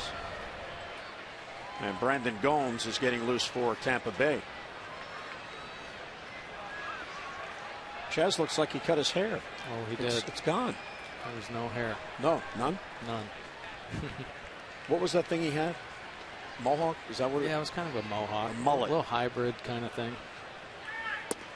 A mullet mohawk? I really don't know what you would call that. All I know is I have no chance of growing up. No, they have stuff now. Yeah, I see commercials. It says tell Mike Bordick to call. No, 2-2 on Forsythe with Jaso at first and 1 down. Outside, it wouldn't chase. Boy, he is so locked in now. If it's not anywhere near where he wants it, he just lets it go by.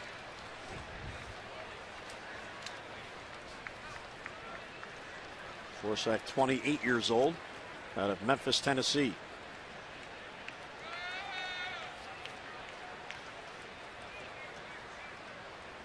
Jaso runs on 3-2. Breaking ball is inside, ball 4.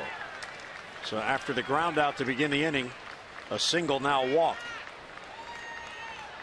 And here comes Buck. There's Drupal Cabrera. A switch hitter is coming up.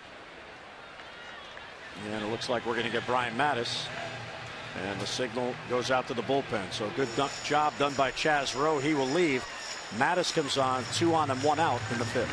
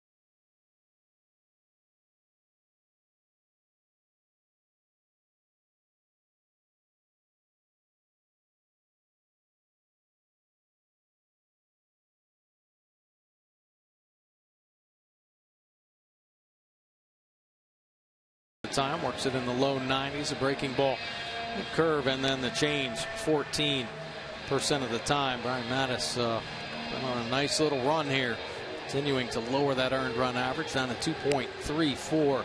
42 1/3 innings of work this year for Brian, holding opponents to a 201 batting average. Lefties just 148. He's a fly ball pitcher. 67% of his outs recorded in the air. In his last 12 outings, he's allowed 2 runs, but only 1 earned. That is a real good stretch. 18 of 27 inherited runners stranded. Have to do a little bit better there, but not bad at 67%. So Cabrera will bat from the right side.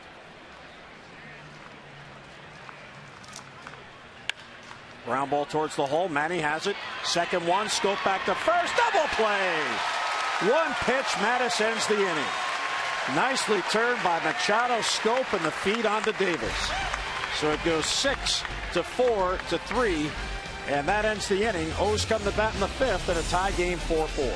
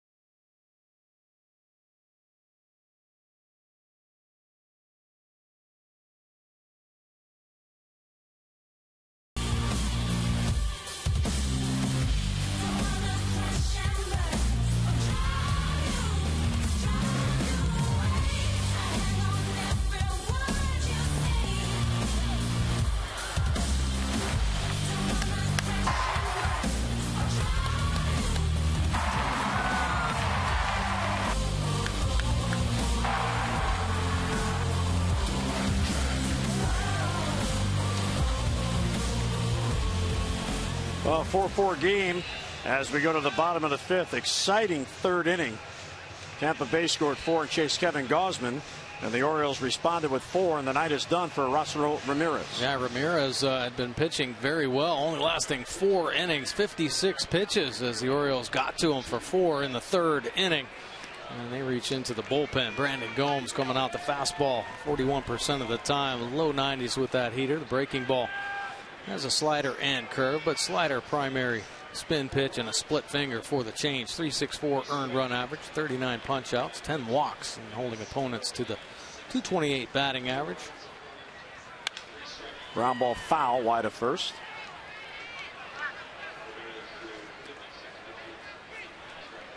Flaherty flied out his first at bat, but it did move Pierce from second to third and increased the pressure on Ramirez. Ryan is 0 for 3 head-to-head against Gomes. Foul off his foot, it looked like. Ouch.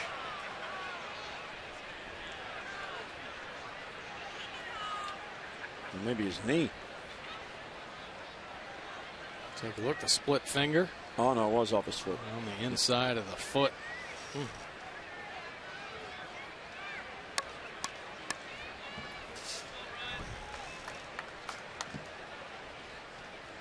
puppies are barking there. Yeah, shakes it off. Funny, Cal talking about how many times he used to drive a ball off his foot, but he had this incredible healing power where he would actually stomp his feet on the ground. If he got hit on his left foot, you know, fouled off the front foot, he'd start stomping the left foot almost to shake the pain away.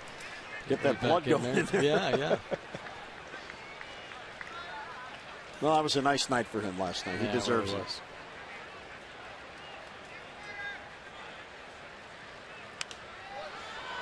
Flaherty battling here. Here's how good Gomes has been. In his last 11 appearances, he's allowed 2 hits and he has struck out 15. 1 run in that span. So his ERA in his last 11 games, 0.77. That's pretty good. Manny Romero getting loose.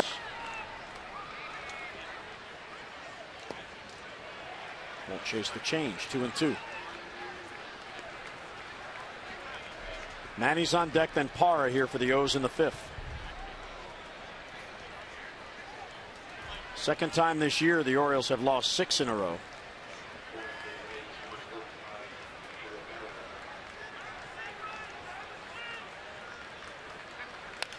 And another foul ball.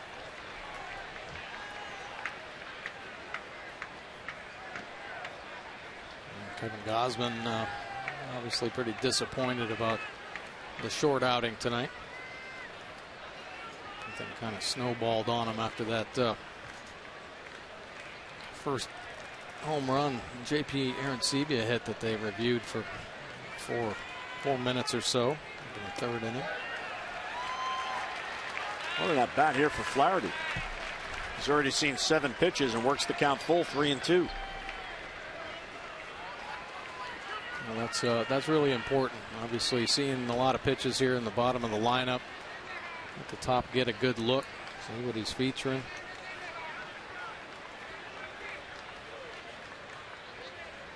And he walks. A leadoff walk in a tie game in the 5th. So Flaherty down the 1st. Be sure to text Masson's word of the day, which is Baltimore, to 29292 for your chance to win an autographed prize pack from Masson. Brought to you by the Shindig Festival with Godsmack, Stone Temple Pilots, and more. September 19th here at Baltimore. Just get online for all the info at Ticketmaster.com.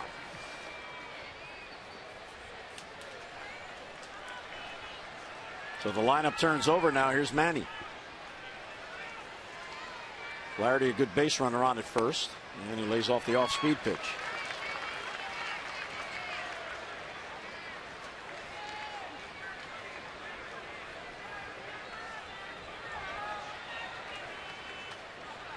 Manny is 2 for 3 off Gomes.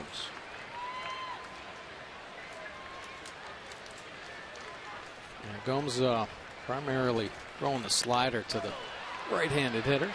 Off the end of the bat, down the line, fading back towards the grandstand, and it is out of play. So Manny has life. You know, before the game today, first in Buck Showalter's pregame press briefing, and then again on the field in the batting cage, Mike, there's a lot of talk about, well, how do you snap out of a team slump? The Orioles 1-12 in the last 13 games, and they've been outscored 78-35, and the popular opinion seemed to be, look for your pitch, be selective until you get 2 strikes. Now, is it as simple as that as a hitter? Well, it's tough. Obviously, these guys throwing, you know, mid-90s up there. It's easy to talk about, but when you're up there in the heat of battle, and I mean, a lot of times slumps come from you lose your own strike zone discipline. So, yeah, you try to get back to the basics, the fundamentals, and you key on the one pitch that you hit the most. We talked about Adam Jones' power zone. Early in a count, he's got to be looking up there, up and out over, and most hitters do that. But I think every one of these guys wants to be the guy to turn things around. So we've seen some aggressiveness, maybe over aggressiveness, especially early in counts when games don't necessarily dictate that. You know, the situation of the game really dictates how you approach an at bat. Do you want to work the starting pitcher? Do you want to jump on him first pitch? Does he always throw strike 1 and get ahead? Well, he had a great game plan the other night against Archer. It's just that Archer came up with the big pitches. You know, they worked him. They jacked his pitch count up early in the ball game, but they couldn't come up with the big hit. You know, and So stick with their game plans and yeah, get your pitch and whack it. You do not want to be tentative when you step in the box. And the one thing that this Orioles team has done for 4 years is they're aggressive and they hang their hat on that. I mean, this is a power hitting team. Bottom line, it is. And they've put up numbers for the last 4 seasons. Oh, Flaherty picked off first. He was leaning on a 3-2 pitch. He was probably going to go. I don't think Wayne Kirby agrees. Wayne Kirby thought it might have been a balk. Only catching it right on Flaherty's stomach. Looked like the toe might have been on the bag. Ryan kind of flinches a little bit. Possibly a hit and run on. Didn't it look like to you the foot got there just as the glove did? It did, and it's obviously very tough for the first base umpire to see that play as he's shielded behind Ryan Flaherty, so he doesn't know when the glove actually hits Flaherty, although he is fighting to get in a good position there. Yeah, he was leaning. He was going to go on the 3-2 pitch. See, that angle, it looks like he's safe. And Buck elects not to challenge, so he's out, and that's a big pickoff. Orioles lose a leadoff base runner. Yeah, that's tough after a great at bat by Flaherty. A little too antsy over there.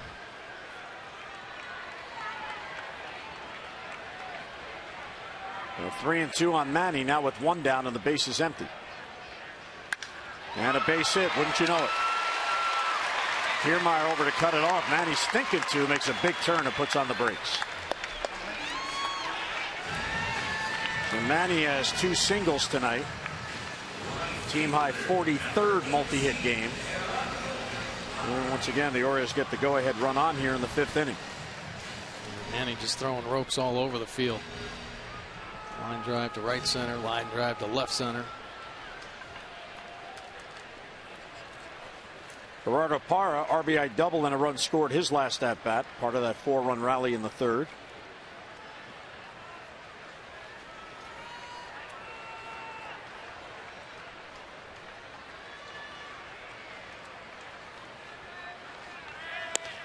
Ball 1 outside. So Flaherty had a 7-pitch at bat, and Manny had a 7-pitch at bat.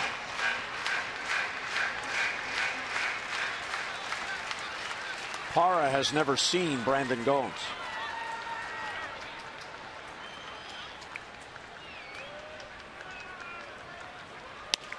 And then a fastball for a strike.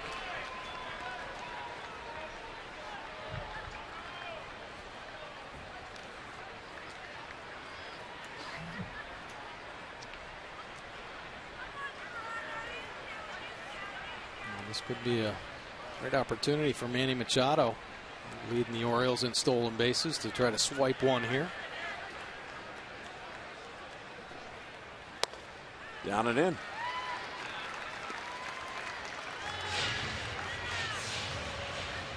The 4 runs the Orioles have scored here tonight, the most since their last win when they won in Kansas City 8-5. And it's only the 2nd time since August 19th that they have scored at least 4. August 19th, they beat the Mets 5-4, and then Minnesota came to town, and that's where this 13-game stretch began.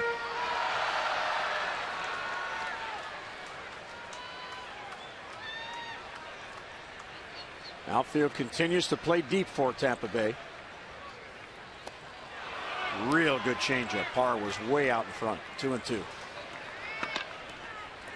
3 fastballs working down and away on the heater, and then a real good change at the bottom of the zone. Parra trying to get that head out and use that hole like he did in his last at bat. Picked up a double past Loney. Manny edging his lead at first. Draws a throw and he gets back. Wayne Kirby keeps talking to Jeff Nelson. He's trying to plant the seed for a ball. Wayne is convinced he's seeing something.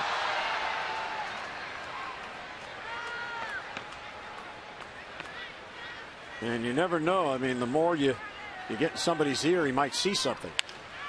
It's not foul the other way. Yeah, that's what you have to do. Pitcher has a questionable move. Talk about it, and they'll start looking for it.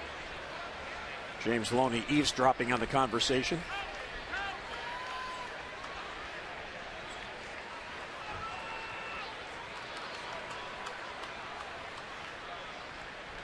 Well, 2-2 on Parra.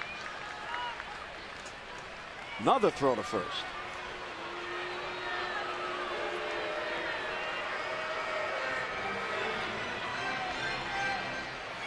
Buck seems to agree with Kirby based on that reaction. Buck seems to be convinced he's seeing the ball.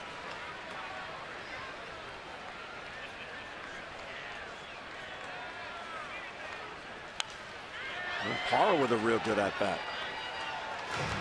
So he's about to see his 7th pitch. 20 pitches in the inning. This whole game they put together some quality at bats. And this is really all you can ask for from an offensive team. Go up there and take those at bats with a purpose. And you guys seeing a lot of pitches right now. And come through with some big hits already early in this ball game. And it's upstairs. So a full count on Parra.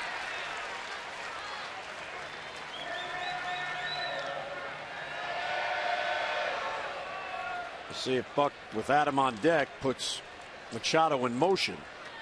If he's going to go, be cautious. If he's going just to avoid a double play, make sure he goes to the plate.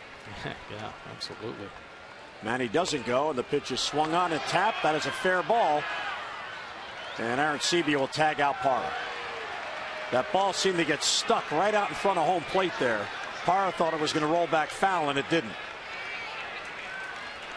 Yeah, it just kind of died out there, a little softer in front of home plate. Simply just kind of hit and stuck. And unfortunately for Parra, did not spin back into foul ground. Well, Manny alertly gets into second base, so he's in scoring position with 2 down.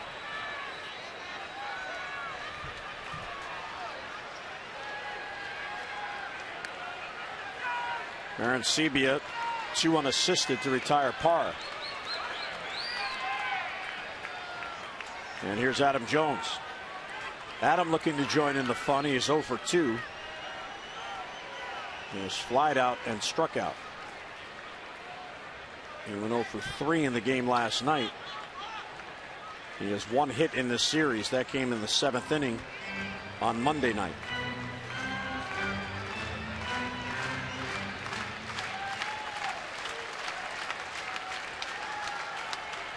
So the go-ahead run at second, scoring position with 2 down.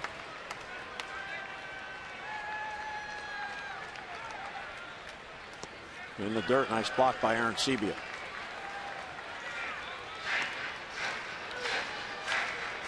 Arencibia has made a couple nice blocks in this ball game.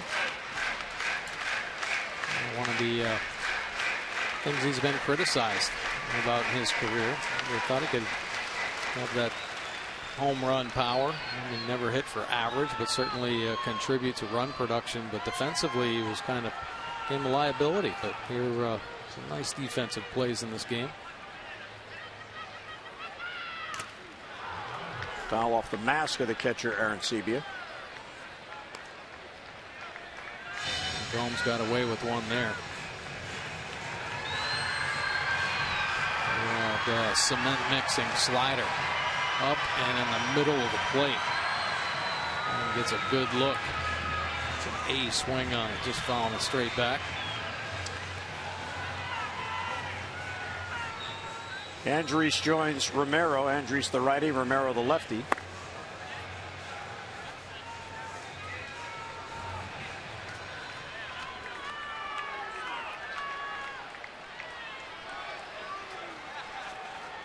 Tough inning, 24 pitches already for Brandon Gomes, and he's only facing his 4th batter.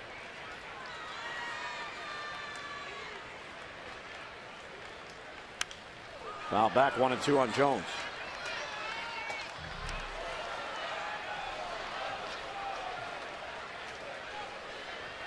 Those have a chance here to get the lead. Going to take a 2-out base hit.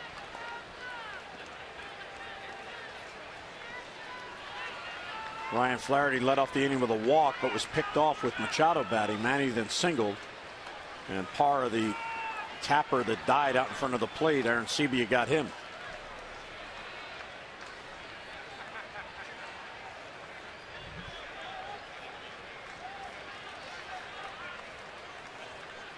One and two on Jones. Bounce towards third. Longoria has it. The long throw across in time to get at him. And the Orioles strand Machado at second base. We're through 5 at Camden Yards. Rays and O's tied at 4.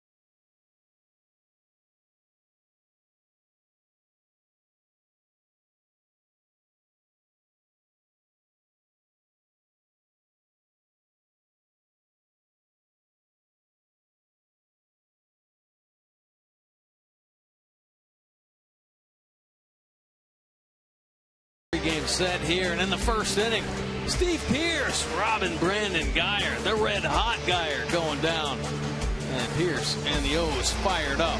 Adam Jones in the second inning saves a run by gunning down Forsythe. Matt Wieters on the end with the sweet tag, and the Crusher is back. Home run in last night's ball game. This 2-run shot ties the game. 4-4. Geico 15 minutes could save you 15% or more on car insurance. Visit geico.com for a free rate quote. Those fans trying to get on the Jumbotron between innings, they just got on television. Nice. Waving to the cameras. Mattis stays on. He threw one pitch in the 5th, got a double play ball to end the inning. Loney and Kiermaier, then a right-hander, Aaron Sebia, the third batter this inning. Center field off the end of the bat. Jones in on it. So Mattis has thrown 2 pitches and he has 3 outs. One away here in the 6th. On Sunday, September 13th, that game here at Orioles Park against the Kansas City Royals has been moved from the 1:35 start to a new 8:05 p.m. start. That's to accommodate a national ESPN broadcast. So join the Birds under the lights on that national stage for the ALCS rematch. For tickets, Orioles.com or 888-848-BIRD.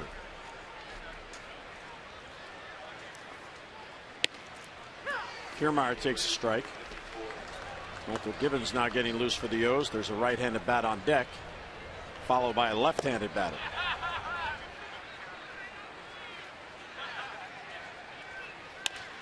Bouncer to Scope. Jonathan gets a nice hop, and he throws out the hustling Kiermaier for the second out.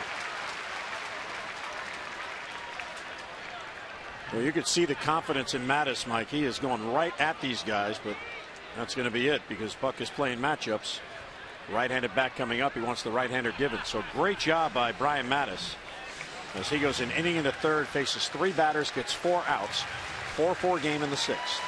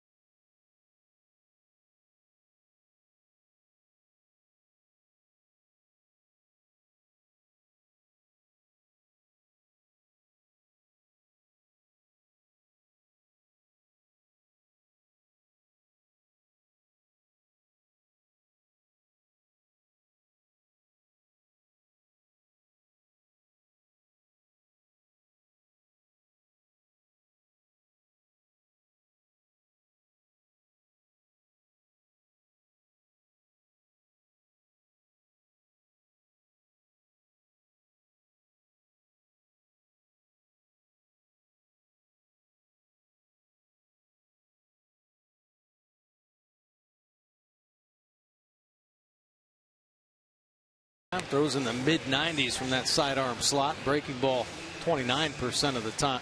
The sweeping slider and the change only 6% of the time, but it is a quality pitch. 1-1-0 earned run average, 20 punch-outs in 16 and a third innings of work. Only 2 walks for Mychal Givens, so pounding the strike zone. Opponents hitting just 169, and he has given up 1 long ball. What a year for Givens. Making the jump from Double-A to the big leagues and has become a very important guy in that bullpen for the O's. Looking ahead to next year, he would factor in to be given a chance to win a job for the opening day roster. Yeah, I'll tell you. Now he's had to learn about this pitching gig. You know, signed as a shortstop, pitched in high school, and some thought that he would be a top pick as a pitcher, but wanted to give it a shot as an infielder, and unfortunately didn't work out for him. But a great mindset when he started to pick up the pitching game and had some quality instruction in the minor leagues. Of course, in Double-A, we talked about him with Alan Mills. But yeah, this is a great opportunity for Mychal Givens, learning from some of the best arms in the game out in this Orioles pen. And you know, this is a guy that is definitely going to be helping this team, you know, in the future. Mychal told me that when he was in high school and he was being scouted, as Aaron Sebia gives this a ride, power back, it's going to be over his head, and it bounces up against the wall and then into the stands for a ground rule double. What has gotten into Aaron Sebia? Wow, he's got 2 hits tonight, now a home run and a double, and he's at second with 2 down. Well, he's pulling home runs. It's a pretty good fastball down in the zone on the outer half, and he just goes down and gets it, squares it up, and big guy's got some pop and beats Parra deep for the double. Aaron Sebia, who was in spring training with the Orioles last year for Texas, he batted just 177 in 63 games. So here is Grady Sizemore, chance to give Tampa the lead back, and Givens gets a fastball by him. But Givens was telling me that when he was in high school as a senior, several teams were scouting him. It wasn't just the Orioles. And there were several that thought he would make it as a pitcher as a big leaguer, not as an infielder. Right. They thought the arm was so much better than the defensive game, even though he's a pretty good fielder. And the Orioles took him as a hitter, and it kind of reminded me when the Orioles drafted Nick Markakis. There were about 7 teams in on him, and then scouting director Tony DiMacio was the only one who saw Nick as an everyday player, not as a pitcher. And he was proven right. Center field, hit pretty deep. Adam Jones on the run, way out there, and it's down for a base hit in between Jones and Steve Pearce, and it's into the stands for a ground rule double. So Givens comes on back-to-back doubles, and the Rays have the lead back at 5-4. Everyone squared up here. Not a terrible pitch. Down in the zone again. But Sizemore gets it and finds the right spot right in between Pearce and Jones. As another one bounces up into the stands. Back-to-back ground rule doubles for the Rays. Now, usually out in that part of the park, if it's going to hit on the warning track, usually the O's get to it.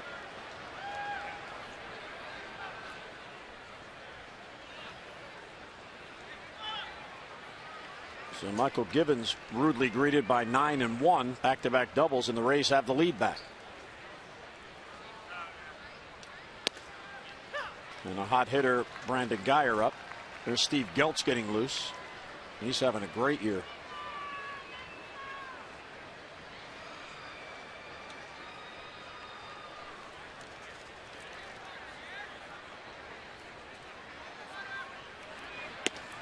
And a strike on the corner, 0-2. That first pitch slider set up that fastball. Buckled him a little bit. Starts the slider off at the front hit of the righty. And just dotting a fastball away. Just did get a piece. Kevin Gausman started 2 1/3. He was knocked out in the 3rd inning, allowed 4 runs, 3 earned on 8 hits. Chaz Rowe 2 scoreless innings. Ryan Mattis an inning and a 3rd scoreless, and now Givens has a lot of run here in the 6th.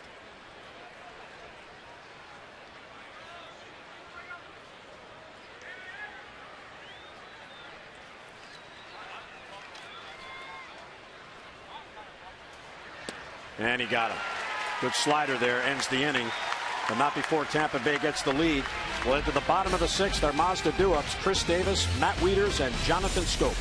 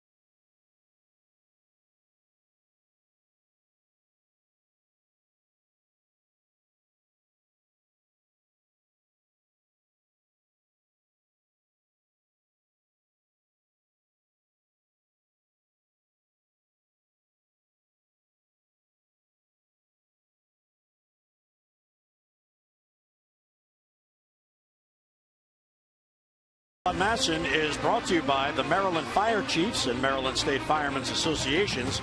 Email mdfirevolunteer@gmail.com to volunteer with your local fire, rescue, and EMS. And by your local Mazda dealers. Nice night downtown. 5-4 game, 18 base hits combined. Youngsters enjoying a Wednesday night at Camden Yards. And Ninja Britton there. Yeah. All right, Steve Geltz into the ball game out of the Rays bullpen. The fastball 64% of the time. Low 90s with the heater. The breaking ball has a slider and the change. Pretty good split finger. 3.84 earned run average. Picked up a couple wins and a couple saves. 55 punch outs. 20 walks in his 61 innings of work. Opponent's hitting just 181 overall. Righties just 167. He is a fly ball pitcher. 66% of his outs in the air. Well, he's a rookie, and unless Kevin Jepson gets into the Twins game, he now takes over the league lead in appearances. He's tied with Jepson, and they were teammates in Tampa early in the year. This is number 63 for Geltz. And he'll face Chris Davis leading off, who tied this game with a 2-out, 2-run home run in the third off Erasmo Ramirez, the starter. Now, the last time Ramirez pitched against the Orioles, he was a losing pitcher. That start was on July 25th, and that was the game that Chris Davis hit the grand slam and got the Orioles off to an early start. Yeah. And he got him again tonight, a 2-run homer. Yeah, they ended up winning that game 5-1. This one a little more interesting.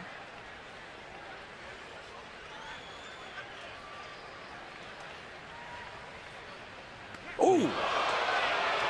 And that hit him right in the back, and that is suspicious.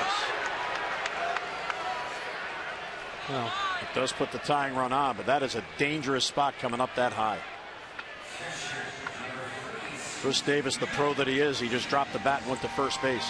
A lot of times teams are aggressive inside on Chris Davis. This one obviously getting away from Geltz, and you do not want to put the tying run on first base. So here's Wieters now, 1 out of 2. And what this also does, because now there's a runner on, the Rays can't overshift on Wieters. In his last at bat, he hit a ball into right field, but Forsythe was out there and into the shift and went for a 4-3 putout. Ball 2 outside. Geltz, 27 years old as a rookie. He's been in pro ball since 2008. Came up through the Angel system. Ball 3. And it gets away from Arancibia. He was traded to the Rays in March, late March of 2013. All of that year in AAA. Last year he got into 11 games, so based on service time, he is still a rookie. This is his 8th professional season, and the first time he stuck it for a full year. And here in a little bit of trouble. They're hitting Davis, falling behind the Wieters. Well, 3-0 on Matt. Outside ball 4. So after he plunks Wieters, maybe unnerved him a bit. And a 4-pitch walk to Wieters, so the tying run goes to second. And the go-ahead run is on at first with nobody down. And here's Jim Hickey out for a chat. And try to get him back in the zone. And maybe talk about a little situational baseball. The Orioles don't bunt a lot. So you got to be prepared.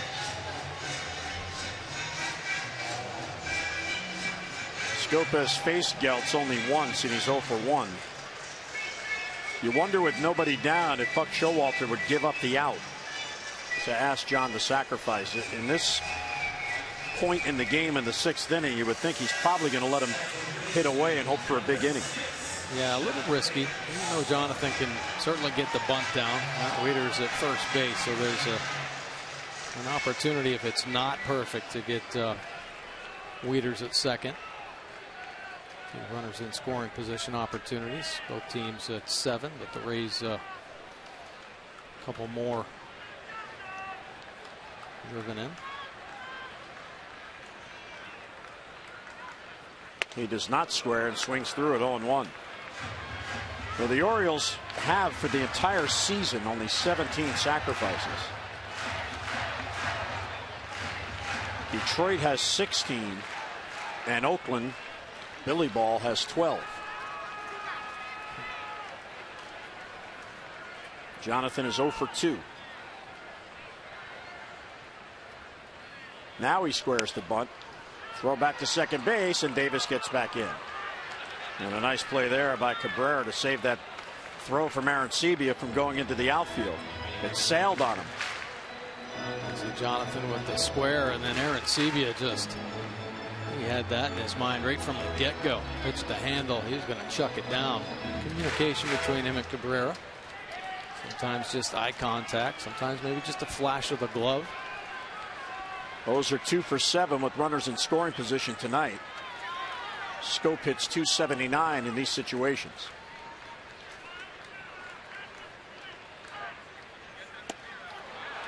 And a swing and a miss. Alex Colomé, Matt Andriese getting loose. A couple of right-handers. With the expanded rosters, you're going to see a lot of bullpen activity the rest of the month. Yeah. First and second, 1 and 2 on Schoop. Strike 3 call. Paints the outside corner. Perfect pitch. Yeah, didn't have really the command of the off-speed pitches. So here it is. 4 fastballs. Dots one down and away on Jonathan Schoop at 93 to get that big first out. Here's Steve Clevenger, who is 0 for 2. He has never faced Steve Geltz before.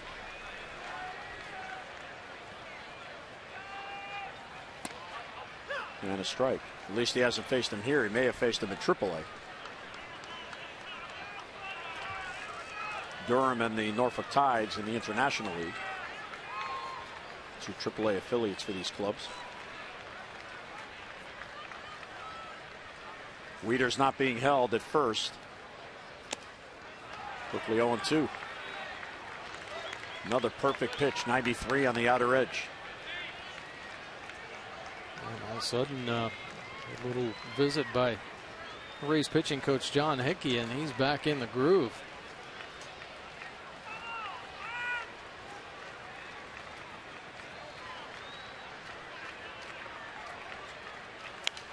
Clevenger fights it off to stay alive. And Jim Hickey does a really good job with this team.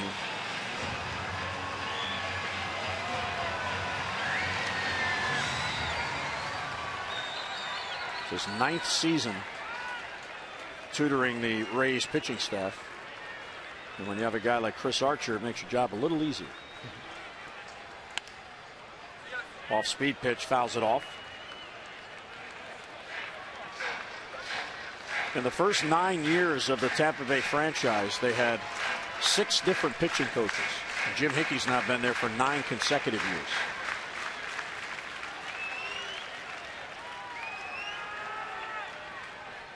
He replaced Mike Butcher, who left for a better opportunity for him with the Angels. Right back to Geltz. To second, out there. Back to first, out there. There's a double play, and that ends the inning. So Geltz put the first 2 on. The Orioles can't take advantage. We'll head to the 7th. It's 5-4 Tampa Bay.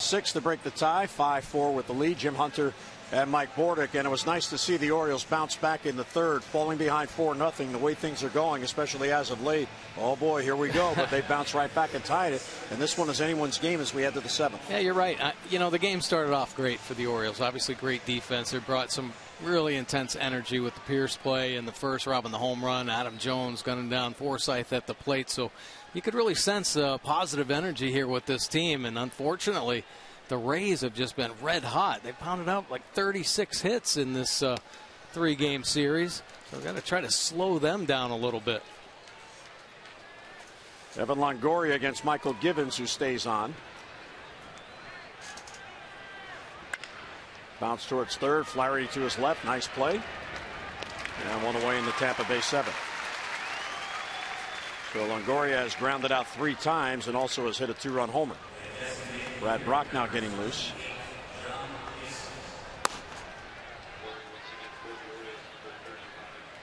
Givens allowed back-to-back doubles after he took over for Brian Mattis in the 6th, and the run scored by Aaron Sebia broke the tie. Flaherty, the 3rd baseman, goes over to the 2nd base side to leave Manny on the shortstop side. Manny making his 2nd start in the series at shortstop.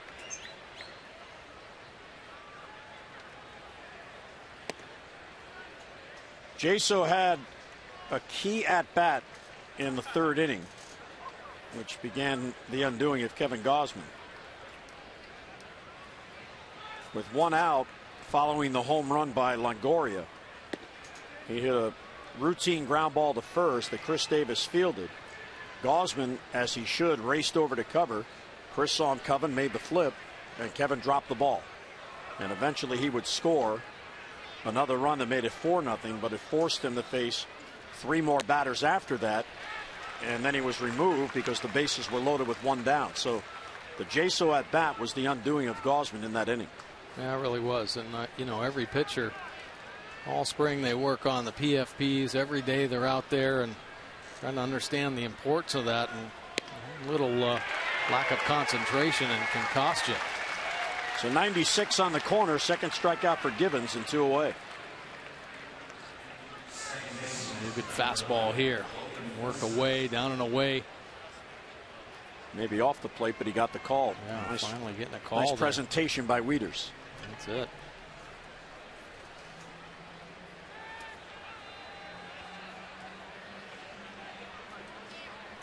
So 2 down. Here's Logan Forsythe, who has been on base all 3 times.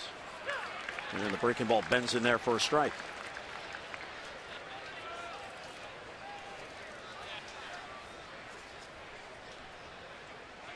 When this series began on Monday night, he was batting .277. Now he's up to .289. At this time of year, with so many at bats, that is a tremendous jump in 3 games. Yeah, you got to do some hitting to get your average up that fast, and he has. A couple guys, Geyer's having a good series. He's been on a nice little run. Left center field, on the run is Pierce, and he can't get it, and it gets by him, and it rolls to the wall. So Forsythe is on with another hit. He's had 3 hit games in all 3 games in this series. Oh, another double. Squaring it up short to the baseball. Look at the fastball. Wieters wanting it away. He's up on the inner third. And he gets the bat head to it quick. Pierce tried to cut it off in the gap. Ends up getting by him. So he now has 4 consecutive multi-hit games. And he is 25 for his last 65. A .385 clip over his last 17 games.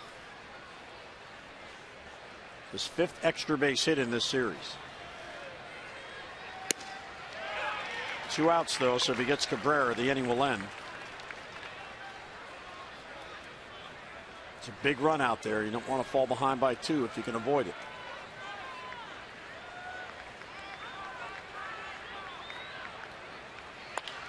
Right field, Parra is over. A diving catch! He got it and saved the run. Gerardo Parra on a ball that was sinking, times the dive perfectly. He's got it for the out, and he saves a run. 7th inning stretch at Camden Yards. Our Honda do-ups, Steve Pearce, Ryan Flaherty, and Manny Machado.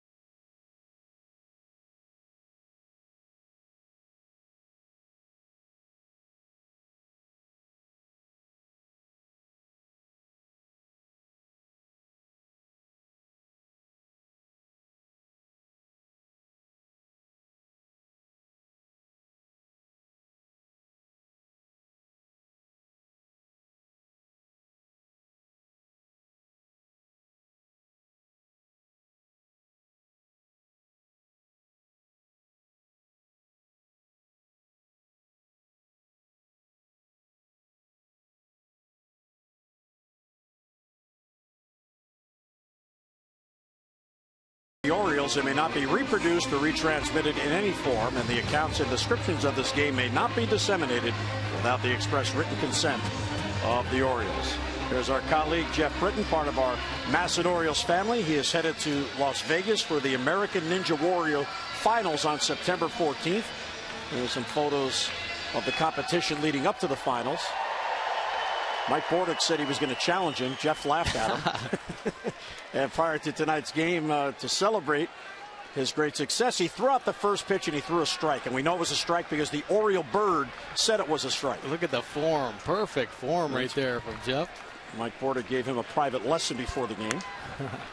and he executed it. How did he do, teacher? Oh, he did great. Yeah, he's awesome. He's a great athlete. Well, best of luck, Jeff, in the competition. Bring home the trophy. 1-0 on Steve Pearce, and he pops it up. Long run in for Geyer. He was way out there, and Kiermaier calls him off, and at the last minute makes the catch. So 1 down in the Orioles 7th. Show your orange and black as the Birds host the Red Sox for the final time in 2015. It is a 3-game midweek series, begins Monday, September 14th. Now Tuesday the 15th, back your Birds and save with Ollie's Bargain Night presented by Ollie's Bargain Outlet. All the upper reserve seats are just $10. So get your tickets, get online, Orioles.com or 888-848-BIRD. Well, Zach Britton getting loose. Trailing by a run here in the 7th. Ryan Flaherty takes a strike. You gotta keep putting up zeros. Give your offense a chance.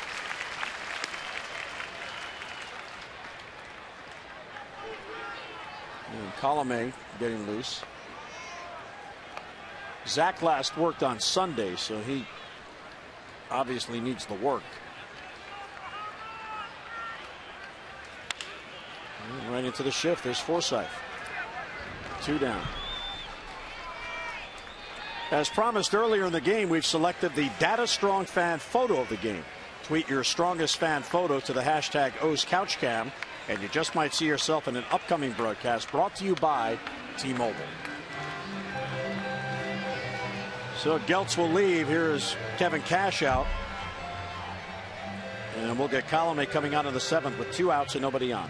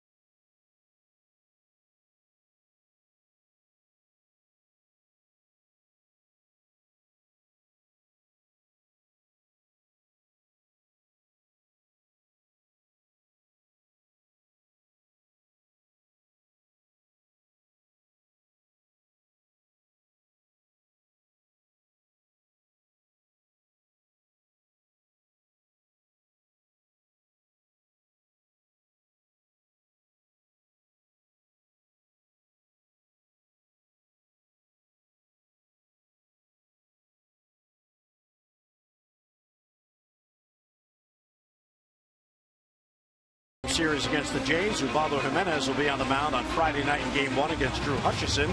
Our coverage on MASN 2 begins at 6:30 with O's Extra presented by Jeep, and then game coverage at 7 o'clock. We've got all the access you need right here on MASN. Take a look ahead here. Blue Jays playing some real good baseball. 75-57, 25-6 in their last 31 games. Edwin Encarnacion, a big reason why. Just ended a 26-game hitting streak, but last 27 games, 404, 11 homers, 36 RBI. And the player of the week, that final week in August, Hutchinson, Burley, and Price will be doing the pitching for the Blue Jays. And now Alex Colomé out of the pen for the Rays. Fastball 80% of the time. It's a good heater, 93-96. There's a slider and change, 3.76 earned run average. 95 2/3 innings of work this season, and holding opponents to a 264 batting average. Manny, an aggressive swing, got a fastball, and he was right on it and fouled it back. Manny drove in the first run when the Orioles trailed 4-0 in the third. He got Pearson with an RBI single.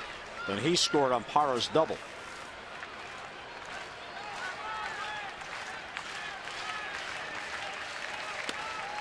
Colome has put together 10 consecutive scoreless appearances, and that covers 14 and a third innings. Just 4 hits and 17 strikeouts in that span. Pretty good stretch.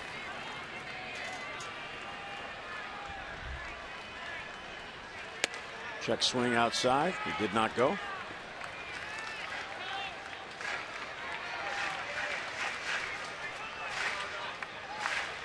So Colome, not easy loose arm. Fastball gets on hitters, mid-90s with that heater, but also throws that slider real hard. High 80s, low 90s with the slider. And he pops it up.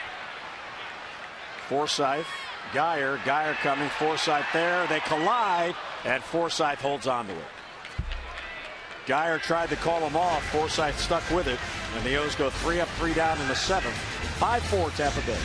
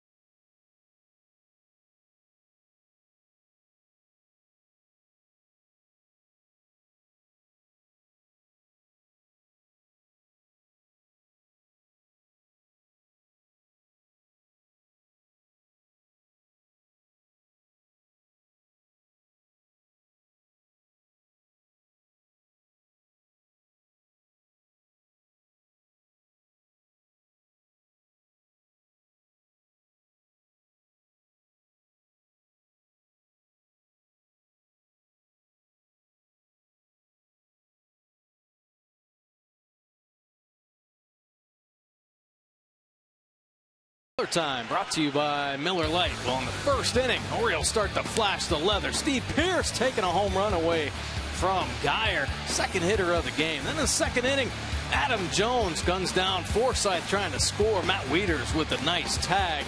Another run saved there after a Forsythe double. Parra ends the 7th with a beautiful diving play. Michael Givens loving the leather being flashed by the O's, and the O's just 1 run down, trying to come up with that big hit, but got to shut them down here in the top of the 8th. Zach Britton will come in, try to put a 0 on the board. Fastball 91% of the time. That sinking fastball in the mid-90s. 204 earned run average, 30 saves and 33 opportunities, holding opponents down to that 228 batting average. Lefties just 132, and that ground ball percentage, 80% of his outs on the ground. He'll face James Loney, who is 1 for 9 head-to-head against Zach. And Zach hasn't worked since Sunday in Texas, so he needs some work. Day off for the team tomorrow. And a strike at the knees, 0-1. Loney has had a good night. A couple of singles, 1 for an RBI.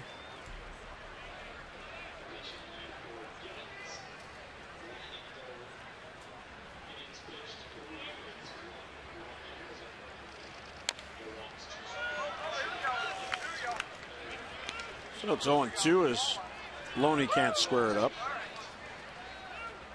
The Orioles have been able to do nothing against the Rays bullpen. 3 scoreless innings,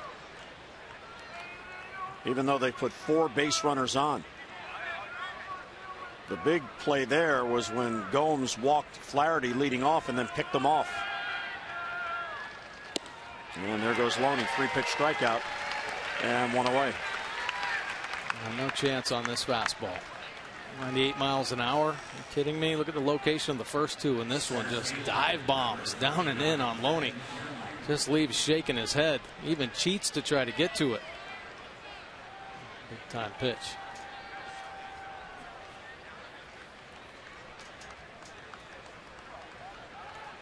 Here's Kiermaier. And a chopper foul. Kiermaier is 0 for 2 against Zach.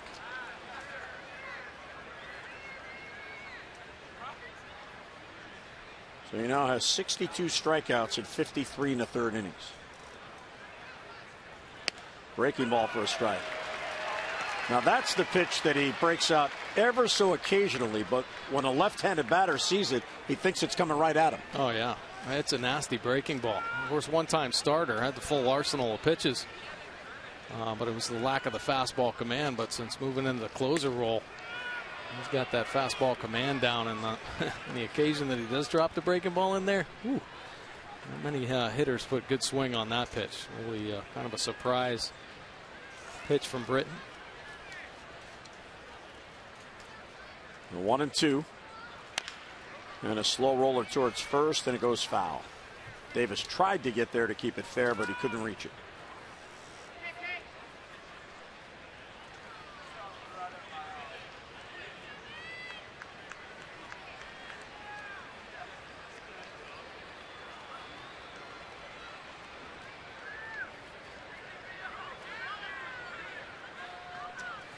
A ball and 2 strikes on Kiermaier. 1 out, nobody on. O's down by a run. And he chased it. Breaking ball outside. Wieters tags him out. So back-to-back Ks and 2 men down. A good breaking ball. When it's up in the zone, you get your knees to buckle. When it's down in the zone, they're thinking nothing but heater. So yeah, a lot of check swings on that pitch. Ball ends up a good 1.5 feet, 2 feet off the plate and down. And still able to get the strikeout.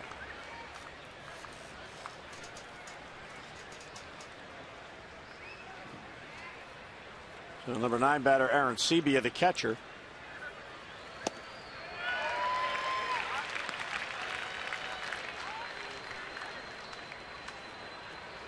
That is Matuk on deck. It's a pinch hit for Sizemore.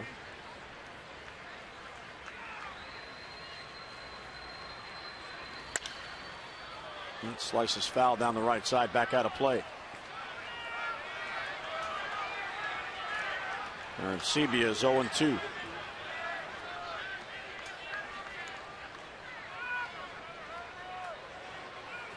Nathan Karns getting loose in the bullpen. Normally a starter. Yeah. They really were careful with Karns all year long. It seemed like he was getting pulled out in the 4th, 5th inning.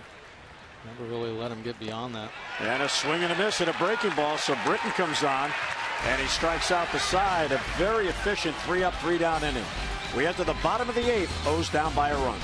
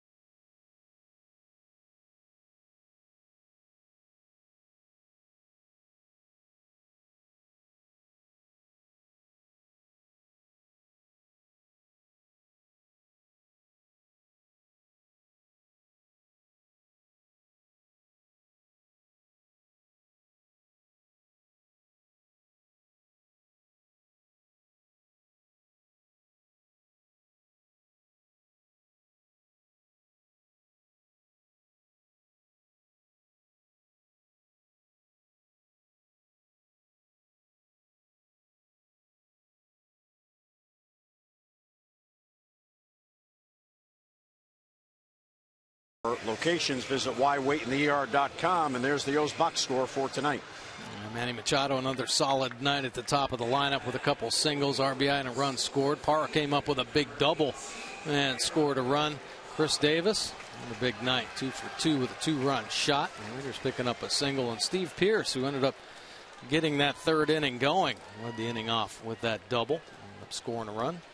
Mikey Matuk is now in left field, takes over for Sizemore. Rene Rivera comes on to do the catching, replacing Aaron Sebia. Colome stays on. He faced one batter, got Machado to end the 7th. Here's Parra, Jones, and Davis to follow.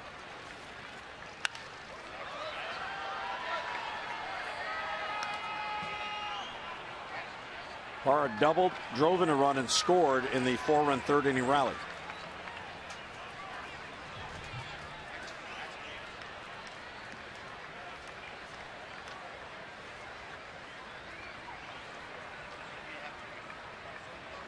The Orioles have been retired 3 up, 3 down in 3 of their 7 at-bats tonight, and they've scored in just the 1 inning. 4 runs in the 3rd. Had a couple opportunities, though, that they let slip by in the 5th and in the 6th inning. Flaherty got picked off after a leadoff walk, and of course Manny followed up with a single, so that hurt that inning. And then after another ball that's off the end of the bat, but this time it goes foul. Parra was out his last at bat on a similar chopper that just died out in front of home plate. He didn't want to take any chances here. He was off and running. Well, the O's have had 2 runners out on the bases in this game. Chris Davis trying to steal in the 2nd, and Wieters then followed with a single. And the Flaherty play you just described, and Manny followed with a single.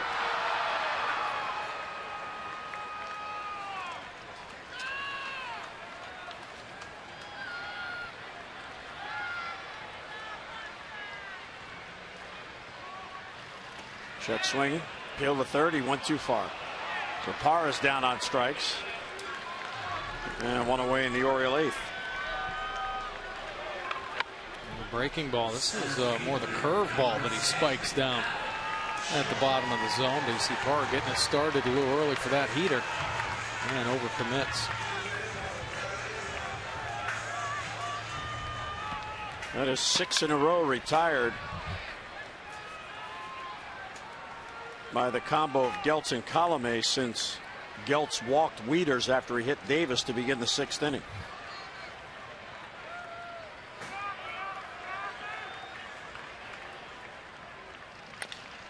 Adam fouls it off. Adam has never had a hit against Colome. He is 0 for 7. And he's hitless on the night.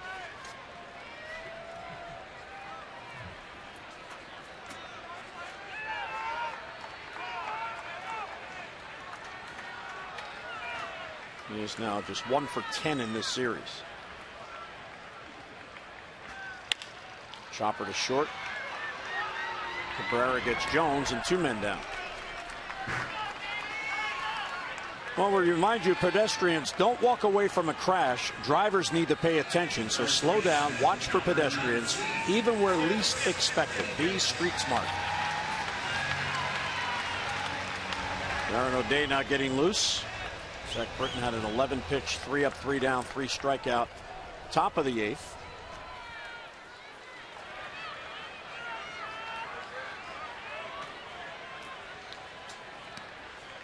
Chris Davis now against Colome. And then he takes low. Davis does not have a hit against Colome. He's 0 for 5.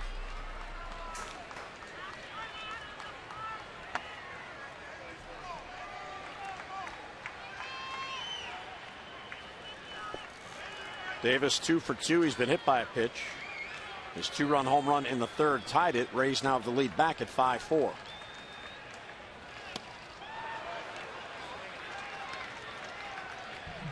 Change, primarily the fastball change to the lefties, and there the good location. Of course, his changeup a little firmer than most, 89 miles an hour right there.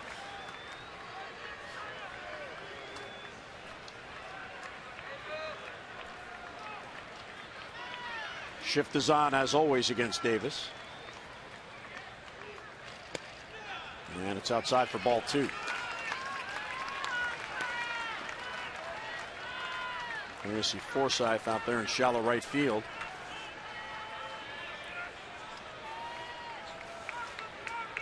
Well, Chris Davis looking to beat the shift.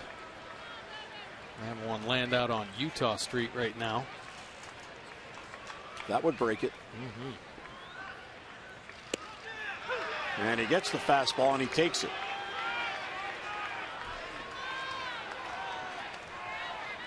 I guess sometimes you outthink yourself. You know, looking for something and you don't get it, so it kind of freezes you, and then before you know it, it's by you. Yeah, borderline. I think the plate seems to start to widen a little bit now. And he pops Davis up. Cabrera in the shift is calling. And he's got it. So Colomé has a 3-up, 3-down inning. And the O's go in order. We'll head to the 9th, 5-4 Tampa Bay.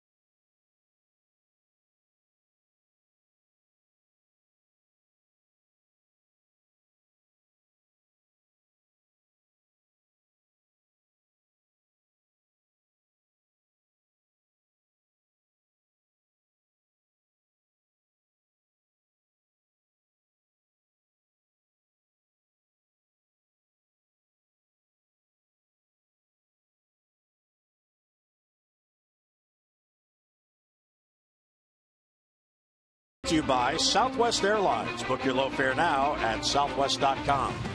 And by Coons.com. When you're talking cars, you're talking Coons. Well, the Rays with a run in the 6th after 2 men were down off Michael Givens have a 5-4 lead. And we head to the 9th, and here's Darren O'Day on for the O's. Well, Darren O'Day would like to have a smooth inning like Zach Britton. A fastball 54% of the time. And a sinker and riser, the breaking ball, the sweeping slider. 1.60 earned run average for Darren O'Day. 63 punch-outs in 50 2/3 innings of work. Only 12 walks on the year. And the opponent's down to just a 205 overall batting average. And you see the 64% of his outs recorded in the air. So he will go to work on Mikey Matuk, who took over defensively for Sizemore. He was on deck to pinch hit against Britton, but Aaron Sebia struck out to end the inning, and there's strike 1.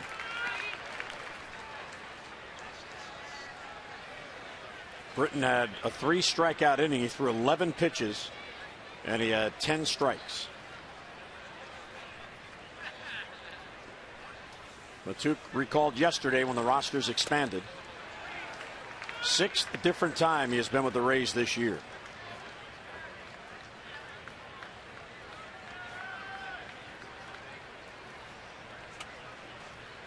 His first 2 career hits were both home runs, equaling the feat of Elijah Dukes back in 2007 for Tampa Bay.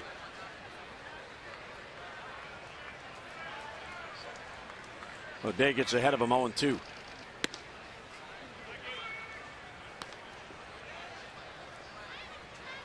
Geyer's on deck, and then Longoria as O'Day attempts to keep this a 1-run game. The O's have Wieters, Schoop, and Clevenger due up in the 9th.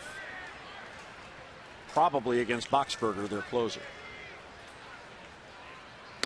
And a swing and a miss. Matuk goes down, 1 away.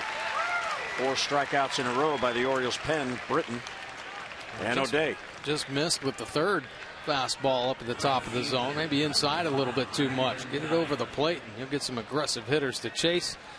He does there. 4 pitches, and the 2 goes down. Here's Brandon Guyer. He is 1 out of 4. His double came in the 3rd inning, and he scored a run in that 4-run inning against Kevin Gausman, the O starter.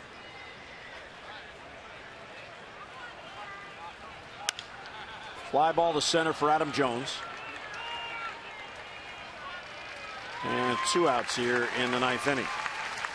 You can follow the Orioles wherever you are with the MLB.com at bat. It's the #1 app for live baseball. At bat is up to the moment at any moment with in-game highlights, live look-ins, replay reviews, radio broadcasts, StatCast, and more. Get MLB.com at bat for your smartphone or your tablet. And there is the closer, Brad Boxberger, getting loose for the 9th. You saw Buck looking over the matchups, talking with John Russell, his bench coach. Longoria 3 ground outs in the 2-run home run, the 200th home run in his career.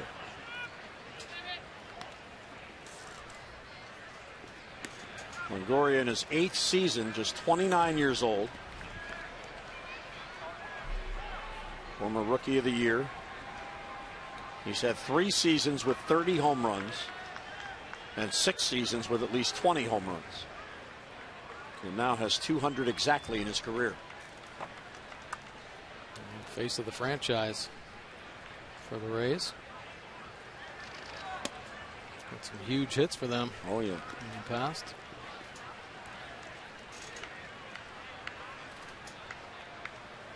And the Rays have hit exceptionally well in this series. They have 12 more hits tonight. They had 15 last night, 10 on Monday night. But when you look at the Rays lineup, this is the guy you look at. Left field, that ball's deep in the corner. Pierce is there, and that ball is gone. It's off the foul pole. A huge add-on run for Tampa Bay with 2 down. It's now 6-4 Rays. And a 2-home run game for Evan Longoria. He has 3 RBIs.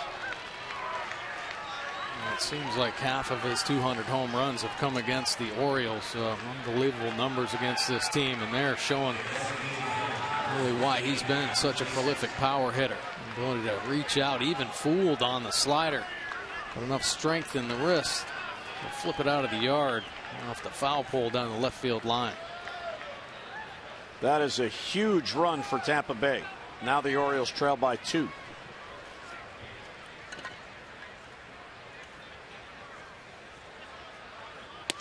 Jaso takes a strike.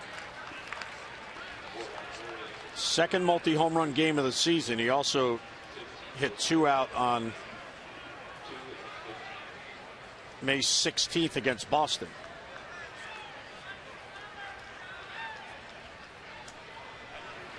And the 15th multi-homer game of his career. So he hit number 200 in the 3rd inning. He's in a hurry now to get towards 300. Yeah. Jaso's down to the count 0-2. He is 1 for 4. Reached on an error by Gausman in the 3rd inning.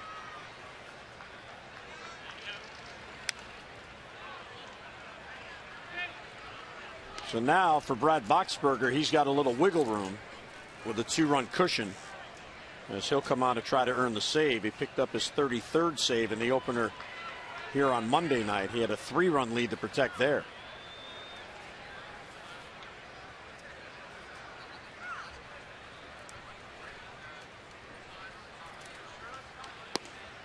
Outside, bends around the plate. 1-2 on John Jaso.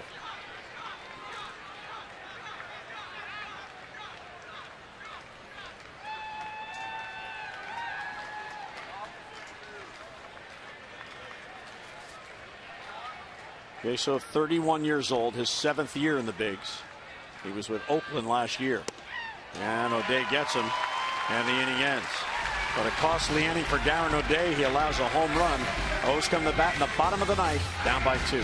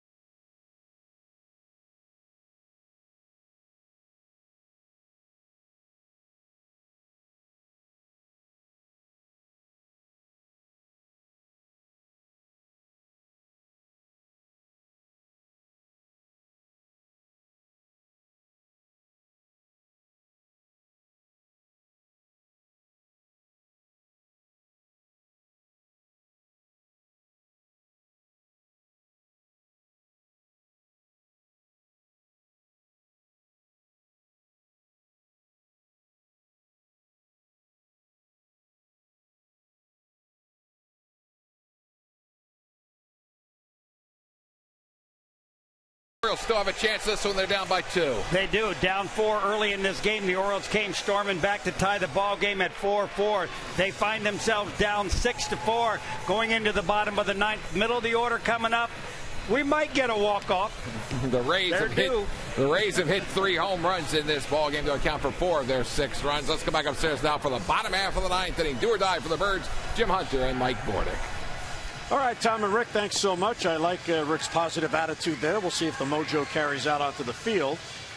It'll be Wieters, Schoop, and Clevenger due up against the closer, Brad Boxberger. Take a look at Boxberger's pitch arsenal this season. The fastball 59% of the time. 4-seamer, 91-95 with the heater. Regional breaking ball, but it's his changeup. That's the calling card pitch. 36% of the time. Here you see 33 saves and 37 opportunities, 64 punch-outs, 27 walks in 52 innings of work, holding opponents to that .232 batting average. Fly ball pitcher, 62% of his outs in the air. They've given up 6 long balls, so Orioles get a runner on and pop one out of the yard. The Tampa Bay bullpen so far has pitched 4 scoreless innings. And they've allowed only 1 hit, a couple of strikeouts, a couple of walks, and 1 hit batter. So 4 base runners, 2 stranded, a double play erase 1, and Flaherty was picked off after he walked in the 5th. Now, because of the Longoria home run for the add-on run, it changes the Orioles' strategy here. Instead of being able to play for a run to tie at home, they now have to play for the big inning. And they have an interesting streak going that they would prefer not be continuing. For the past 5 games and 8 innings of tonight, in every game, the Orioles have scored in just 1 inning in the game. Now, Wieters falls behind. Rays have 51 saves as a club, which leads the American League. A save here would tie the team record for most in a season, which was set in 2008.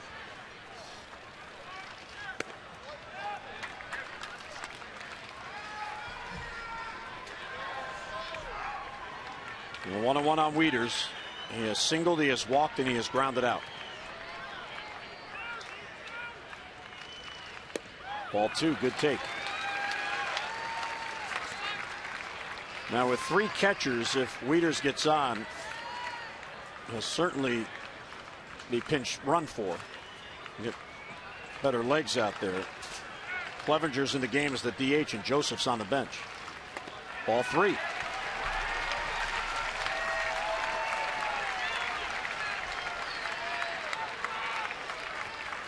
Paredes on the bench has speed, and Alvarez is a pretty good base runner. He's on the bench as well. Now, what would you do here? Would you take 3-1? Yeah, absolutely. He doesn't. He fouls it off. He had a pitch he could drive, but he was out in front.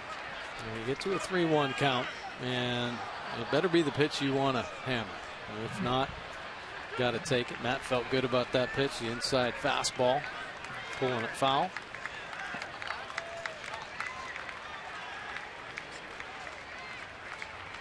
So a full count on Wieters, leading off in the 9th. That ball's ripped foul. Again, he was right on it, but two on it. Snap your finger if he's that much later. That's in the corner for a double. Yeah.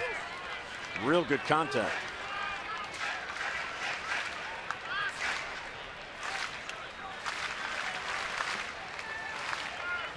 Those last 2 pitches left on the plate. And then he fouls it off. Broke his back.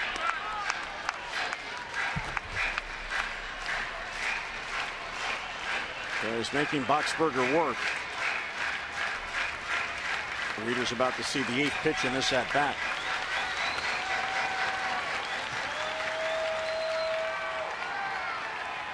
Boxberger in 52 innings has 27 walks.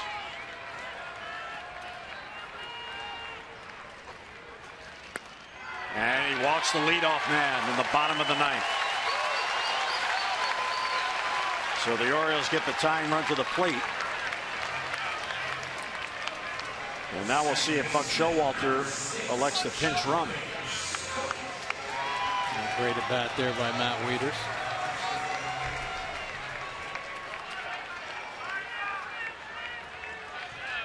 So an 8-pitch walk, and here's Schoop. Weeders will take a very small lead. And 0-1. Schoop is hitless in 5 at-bats against Boxberger.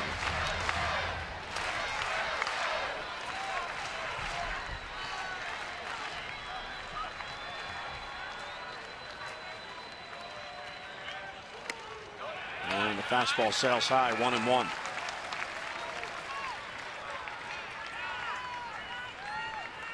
Adam Jones leaning on the railing of the dugout.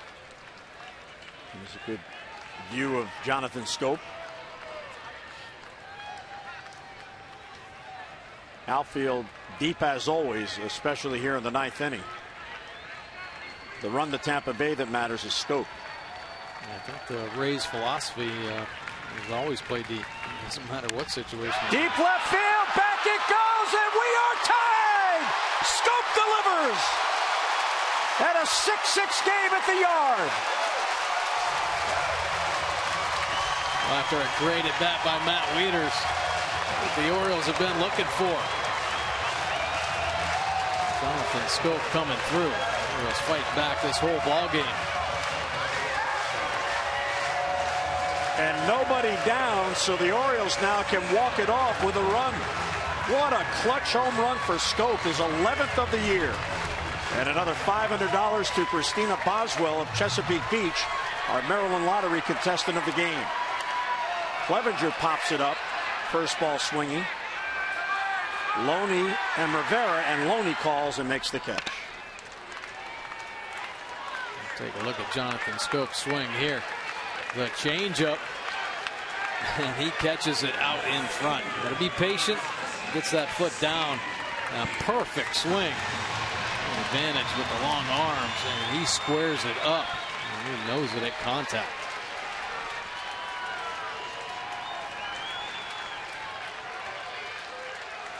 What a clutch home run for Schoop, and the leadoff walk got the O's started. Here's Pierce. And a strike. 5th blown save and 38 save opportunities for Boxberger.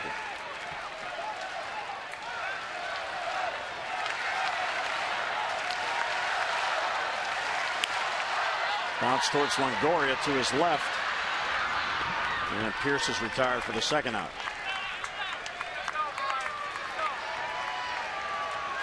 Brad Brock now getting loose.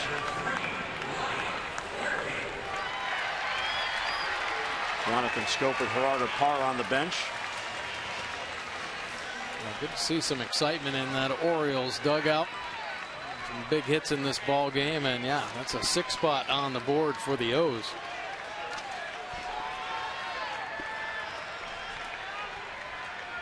That is the first hit for Schoop off of Boxberger. He was 0 for his prior 5.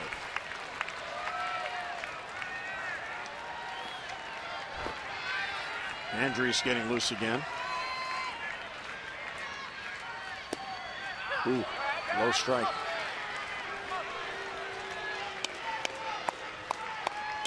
Schoop is telling J.J. Hardy, see, J.J., that's how you do it. Yeah. You get the changeup, you stay back.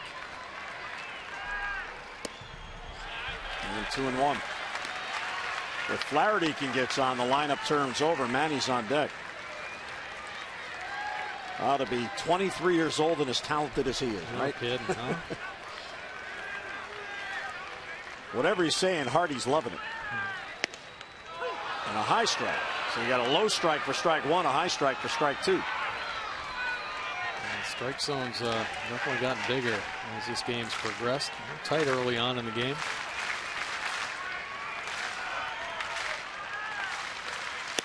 Strike 3 call. That one was right there. So Flaherty goes down on strikes and the inning ends. But what an inning it was. Leadoff walk to Wieters. And Jonathan Schoop gets into it. His 11th home run ties the game. We're heading to extras.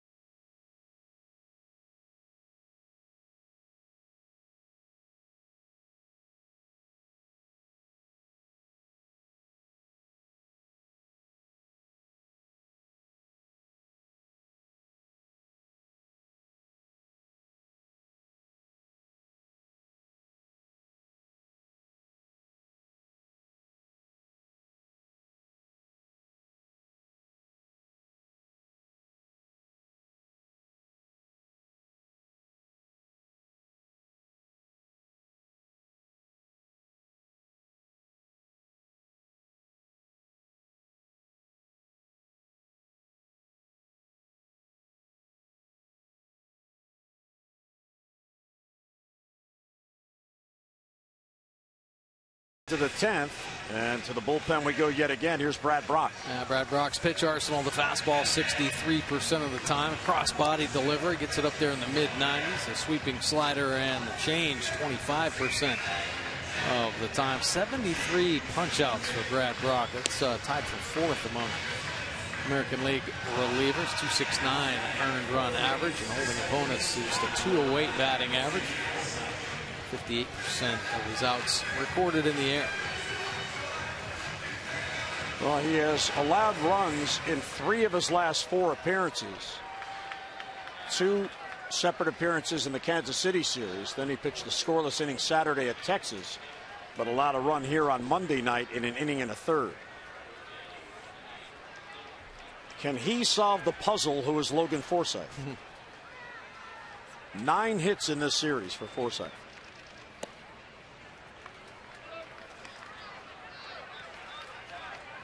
A little modified shift on this time. Scope stays on the second base side, but shading up the middle.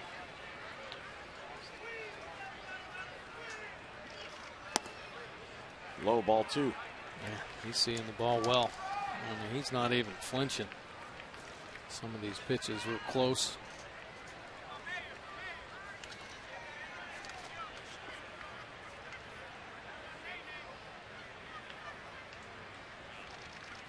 There's a strike. Forsythe has only 1 at bat against Brach. He's 0 for 1. But that was the other Forsythe, not the red hot, no one could get me out Forsythe. Ball 3.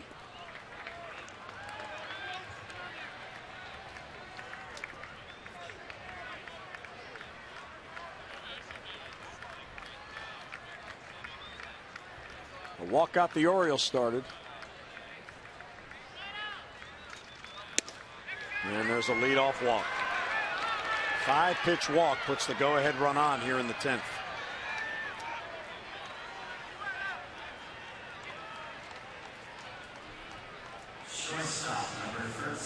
Good. Rays are getting Forsythe out of the game. So that's good news, right? Beckham's going to come on. Ladies and gentlemen, playing at first base, Logan Forsythe, number 1, Tim Beckham. Forsythe continues to get those base hits. Had some problems with the groin. Came out of the game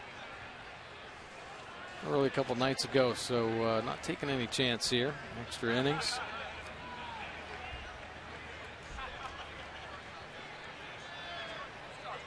That is the 11th walk in his last 13 appearances for Brach.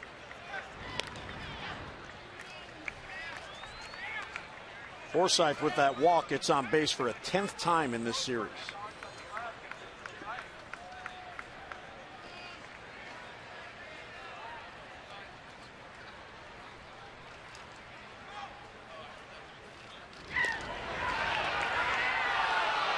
Real close play, but Beckham somehow got back in.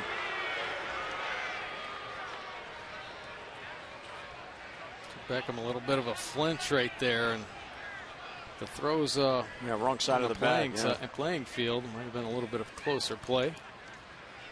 Tampa Bay, by the way, is 2-10 in extra inning games. It's been the difference in their season as they come in tonight a 500 club. The Orioles have gone 4-5. They're trying to get even in extras. But Brach has made it more difficult for himself with that leadoff walk. Cabrera is 0 for 3 on the night, plus a walk. Check swing, and he went too far, 0-1.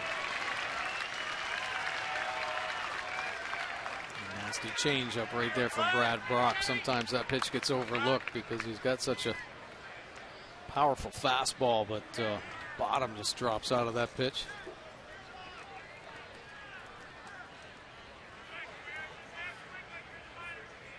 Shows bunt. It's off the glove of Wieters, but Beckham stays put.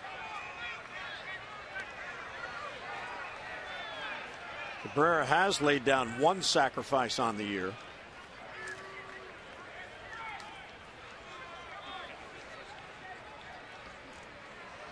Loney's on deck and Kiermaier's behind him.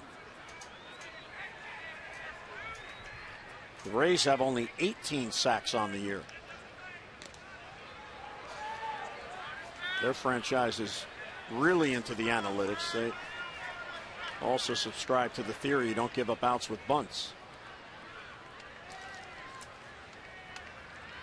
So now the leadoff walk and a speedy runner at first. Brock's attention divided. Good off-speed pitch there, Mike, and he fouled it off. 3 changeups in a row from Brad Brach. Well located. All of them down, a couple of them off the plate.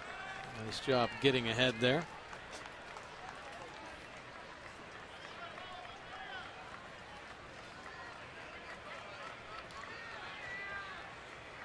One and two on Cabrera.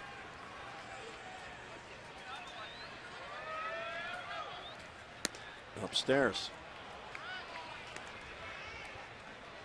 Not sure what's happened to Brach as of late. He had been so consistent, and now he's really having trouble staying within the strike zone. Sometimes it looks like he gets a little too quick. I mean, he's an up-tempo type pitcher anyway, but sometimes you get over-ramped up there. All 3. Badly missed that time.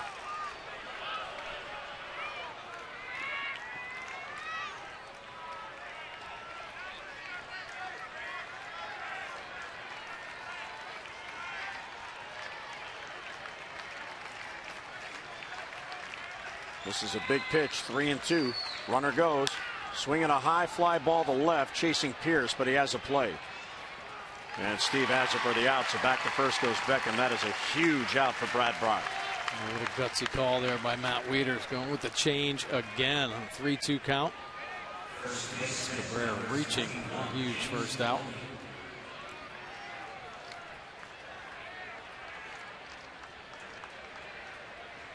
Well, James Loney will bat now. He is 2 for 4 on the night. His singles came in his first 2 at-bats in the second and third inning. He was the last batter that Kevin Gausman faced. Drove in a run with a single, which was the 4th run of that 4-run third inning. Outside, 1-0. Another off-speed pitch.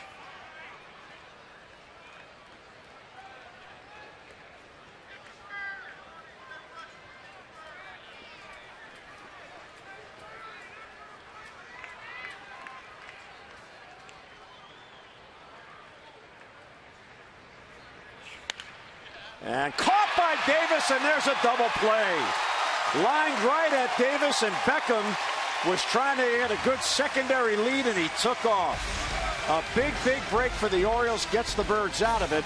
Davis with the snare, steps on the bag. We enter the bottom of the 10th. O's can walk it off.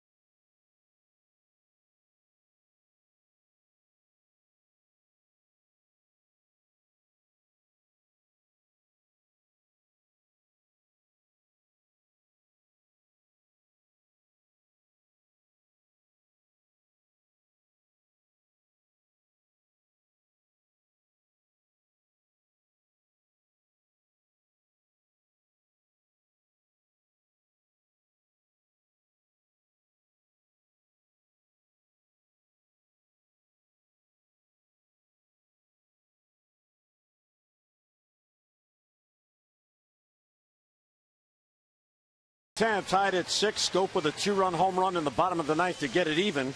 So to the bullpen the Rays go yet again. And it's Matt Andriese this time. The fastball 77% of the time. Has a 4-seamer, 2-seamer. Low 90s with that heater. And breaking ball has the curve. Cuts his fastball though. And also has a change to go along with it. 4.37 earned run average. They made some spot starts for the Rays early on in the season. Up and down all year long. Opponent's hitting 276. Overall, lefty's up to 296. Has given up 7 long balls.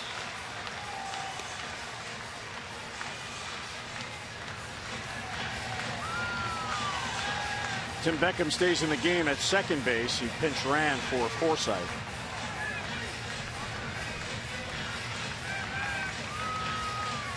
Baseball's a funny game. Davis is standing where he was simply because there was a man on. Otherwise, that's a base hit down the line probably. Right. Davis come up with some big plays down there in the last couple games.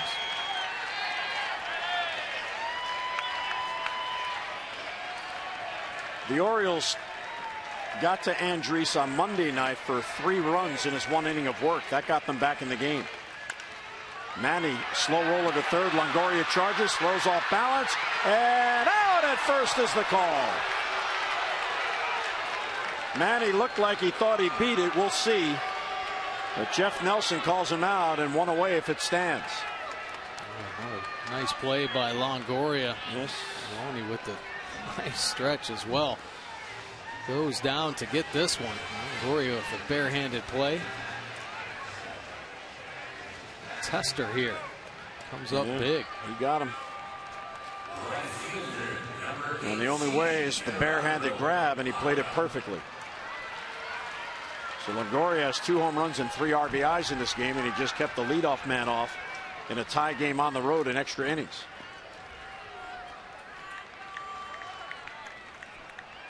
Gerardo Parra is 1 out of 4, an RBI double and a run scored. His double came in the 4-run bottom of the 3rd.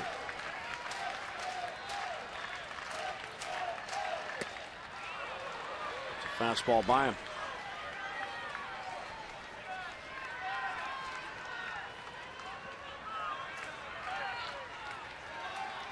Parra singled off Andriese on Monday night.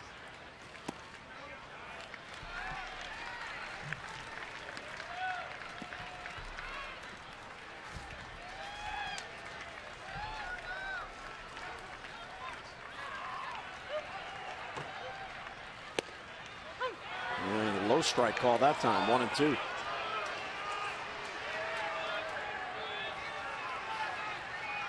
Andriese really has to mix it up, mix up his pitches, and drop that curve in there so that fastball will play up. Another chopper out in front of the plate from Parra, and he is out at first. So Rene Rivera gets him at 2 down. For Andriese, he's allowed runs in 4 of his 5 appearances since coming back from AAA on August 19th. 2 outs, nobody on here in the 10th, and it's Adam Jones who is hitless on the night.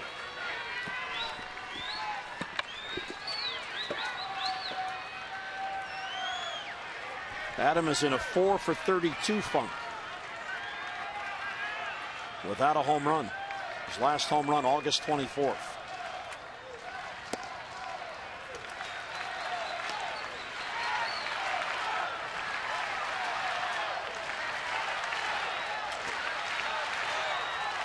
Andriese, the 5th reliever used by Tampa. Down and in, ball 2.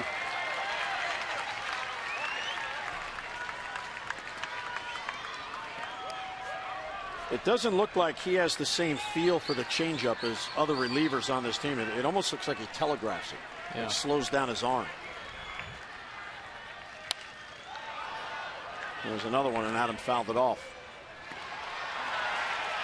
Not everybody can develop that super change, but you know he's been working on it. His stuff, you know, I mean, he has obviously playable stuff at the major league level, but he's got to mix all of his pitches up. His fastball doesn't have enough that extra life on it or the velocity. Try to get hitters off balance with a little movement. Another off-speed pitch, the 2-2 on Jones.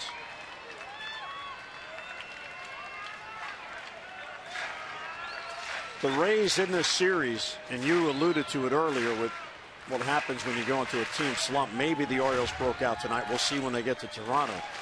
But they've played on the aggressiveness of the Orioles hitters, on the anxiousness of the hitters with the variety of off-speed stuff and breaking balls. All three outside. Well, I think most teams realize that the Orioles pretty solid fastball hitting team. So typically at the end of games you see the pitch arsenal comparisons, and most pitchers that face the Orioles have more breaking balls or change-ups thrown. Bouncer to third, this time gloved by Longoria. Jones is retired. He's 0 for 5, and on we go. So the O's go 3 up, 3 down. We head to the 11th, tied at 6.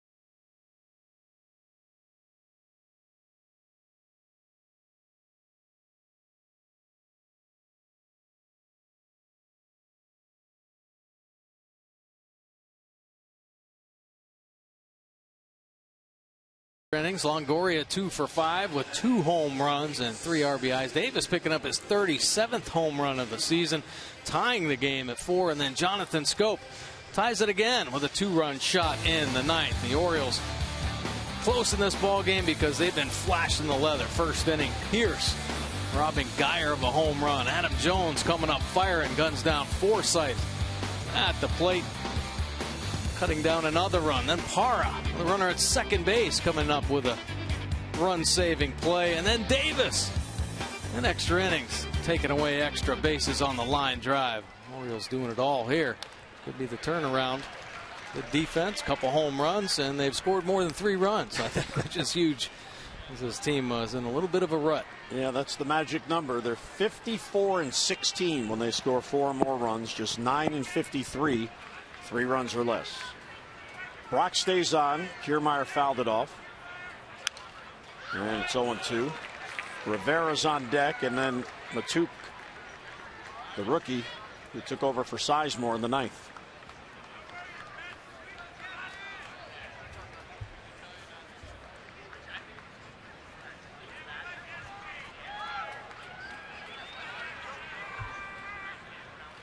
Check swing. Ooh, that was close. Peel to third. He didn't go. He must have gone around the plate outside.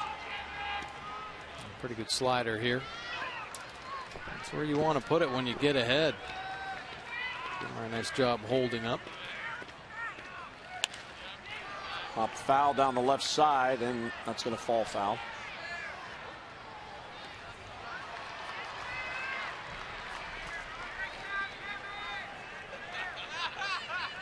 It's a night for leading heroics in the system. Frederick tied in their game tonight, scoring in the bottom of the 9th. Oh, my. All right. Now you're up to date. Thank you. Kiermaier is 1 out of 4. He has bounced into a double play. And right to Davis at first. He'll take it unassisted. And 1 down. Our crowd tonight was 15,963, and many have left on a work night. Those who have remained are enthusiastic. Fans lined up on the flag court. They want prime position. They know Chris Davis leads off in the bottom of the inning. Here's Rivera batting for the first time. He came on defensively after Aaron Sebia struck out in the 8th. He came on in the bottom of the 8th. He is the #1 catcher on this club, Rivera. But you couldn't blame Kevin Cash for starting Aaron Sebia in back-to-back games after a 6 RBI night last night. Pop up the scope, and 2 down. Orioles bullpen has allowed 2 runs tonight.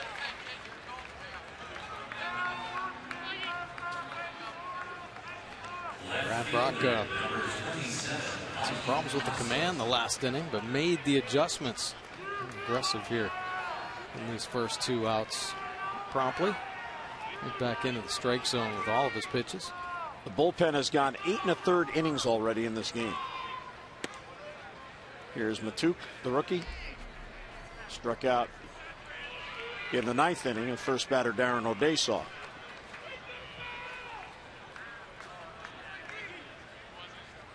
Zach Britton had a 3 strikeout 8th inning.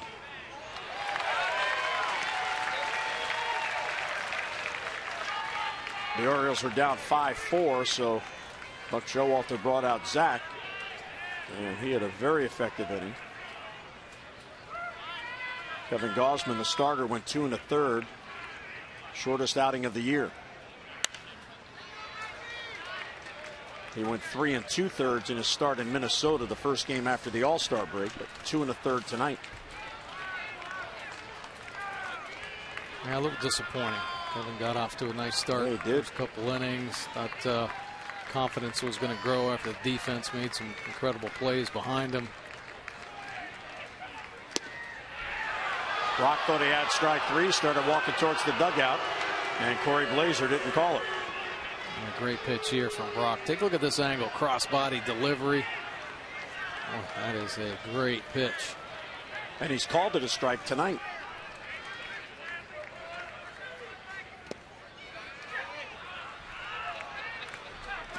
It's the one thing that is hard to understand, how umpires can have strike zones that change within the game. Right. A strike is a strike, right? I hear you.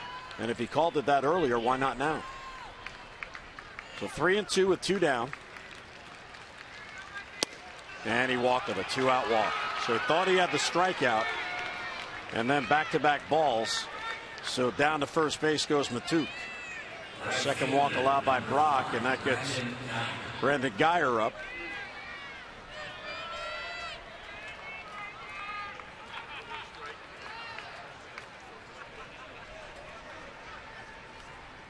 Guyer 1 out of 5, doubled and scored in the 3rd.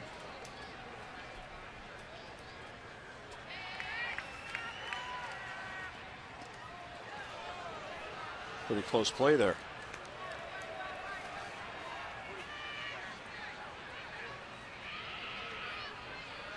Matuk does not have a stolen base. He's 0 for 2 in attempts.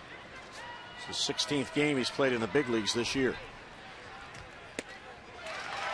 The fastball by him, 0-1. Good pitch. He's had trouble commanding that outside corner against the right-handed hitters in this ball game. That's the spot he wants. Stay consistent on that outer third. Yanking a couple of them across and out of the zone.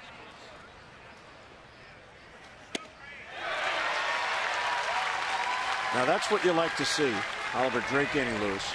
Wieters saw that Guyer was late, and he called the exact same pitch. Brach put it in the same spot, and he got the same result. Read the bat. Yeah. That was a real good call there by Matt. Good execution. And a fly ball to right. Parra. And he puts it away, so Brach gets out of it. He's walked 2, but no runs. The walk and 1 left.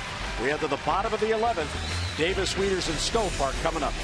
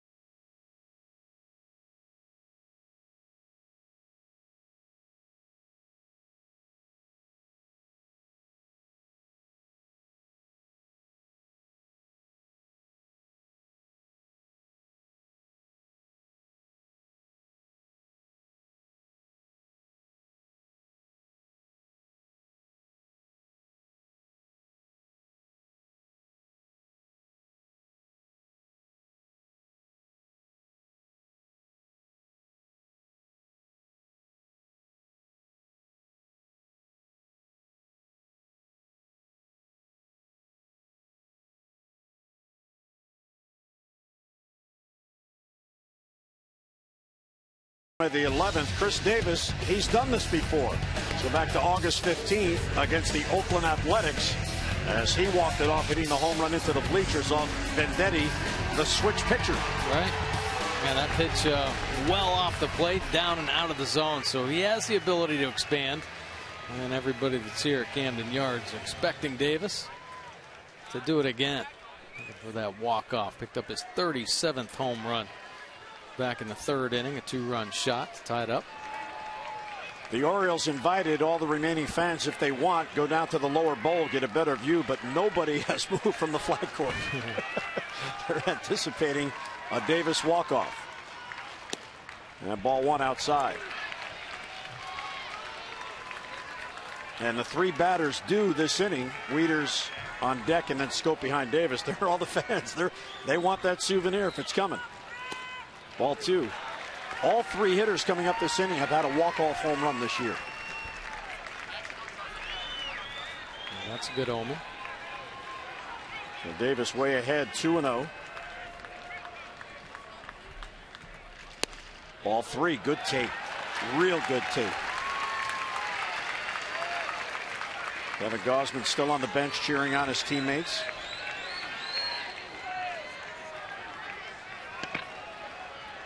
Yeah, he does have the green light, by the way. You beat me to it. I was just going to ask you. High fly ball. There it goes. Way, way back. It's another walk-off for Davis.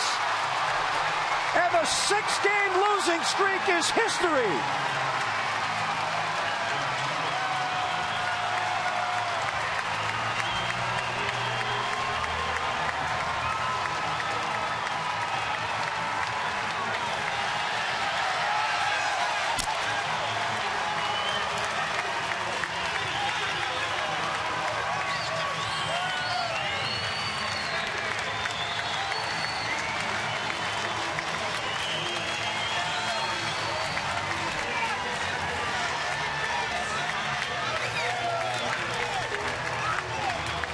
Well, star players perform in big moments.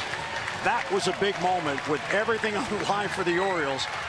The 6-game losing streak is now gone. Yeah, this team needed it. 3-0 count here, and Davis uncorks a monster, majestic walk-off home run. The classic Davis finish. Woo. And he knew it on contact, and he's happy to get the shower at home plate. It's exciting stuff right there. Great all-around ball game for this team. Could have easily just packed it in, but kept battling away, playing great defense. And of course, this is what we're used to seeing. 3 home runs in this game. Davis with a couple shots. A big walk-off to end it in 11 innings. So the Orioles with 3 home runs, driving in 5 of their 7 runs. And that's what this team is all about.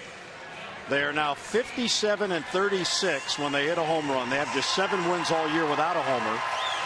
And they are now 55-16 when they score 4 runs or more. When you have play for the big inning ability, you can understand why that's their style. And yes, it is amazing as the Orioles walk it off. Brock will get the win. Andries takes the loss. And the first win when trailing after 8 innings for the Orioles on the year. Let's welcome in Chris Davis, the hero. Chris, congratulations on a big night. Tell us about that at-bat. I mean, I was just looking for a pitch out over the plate.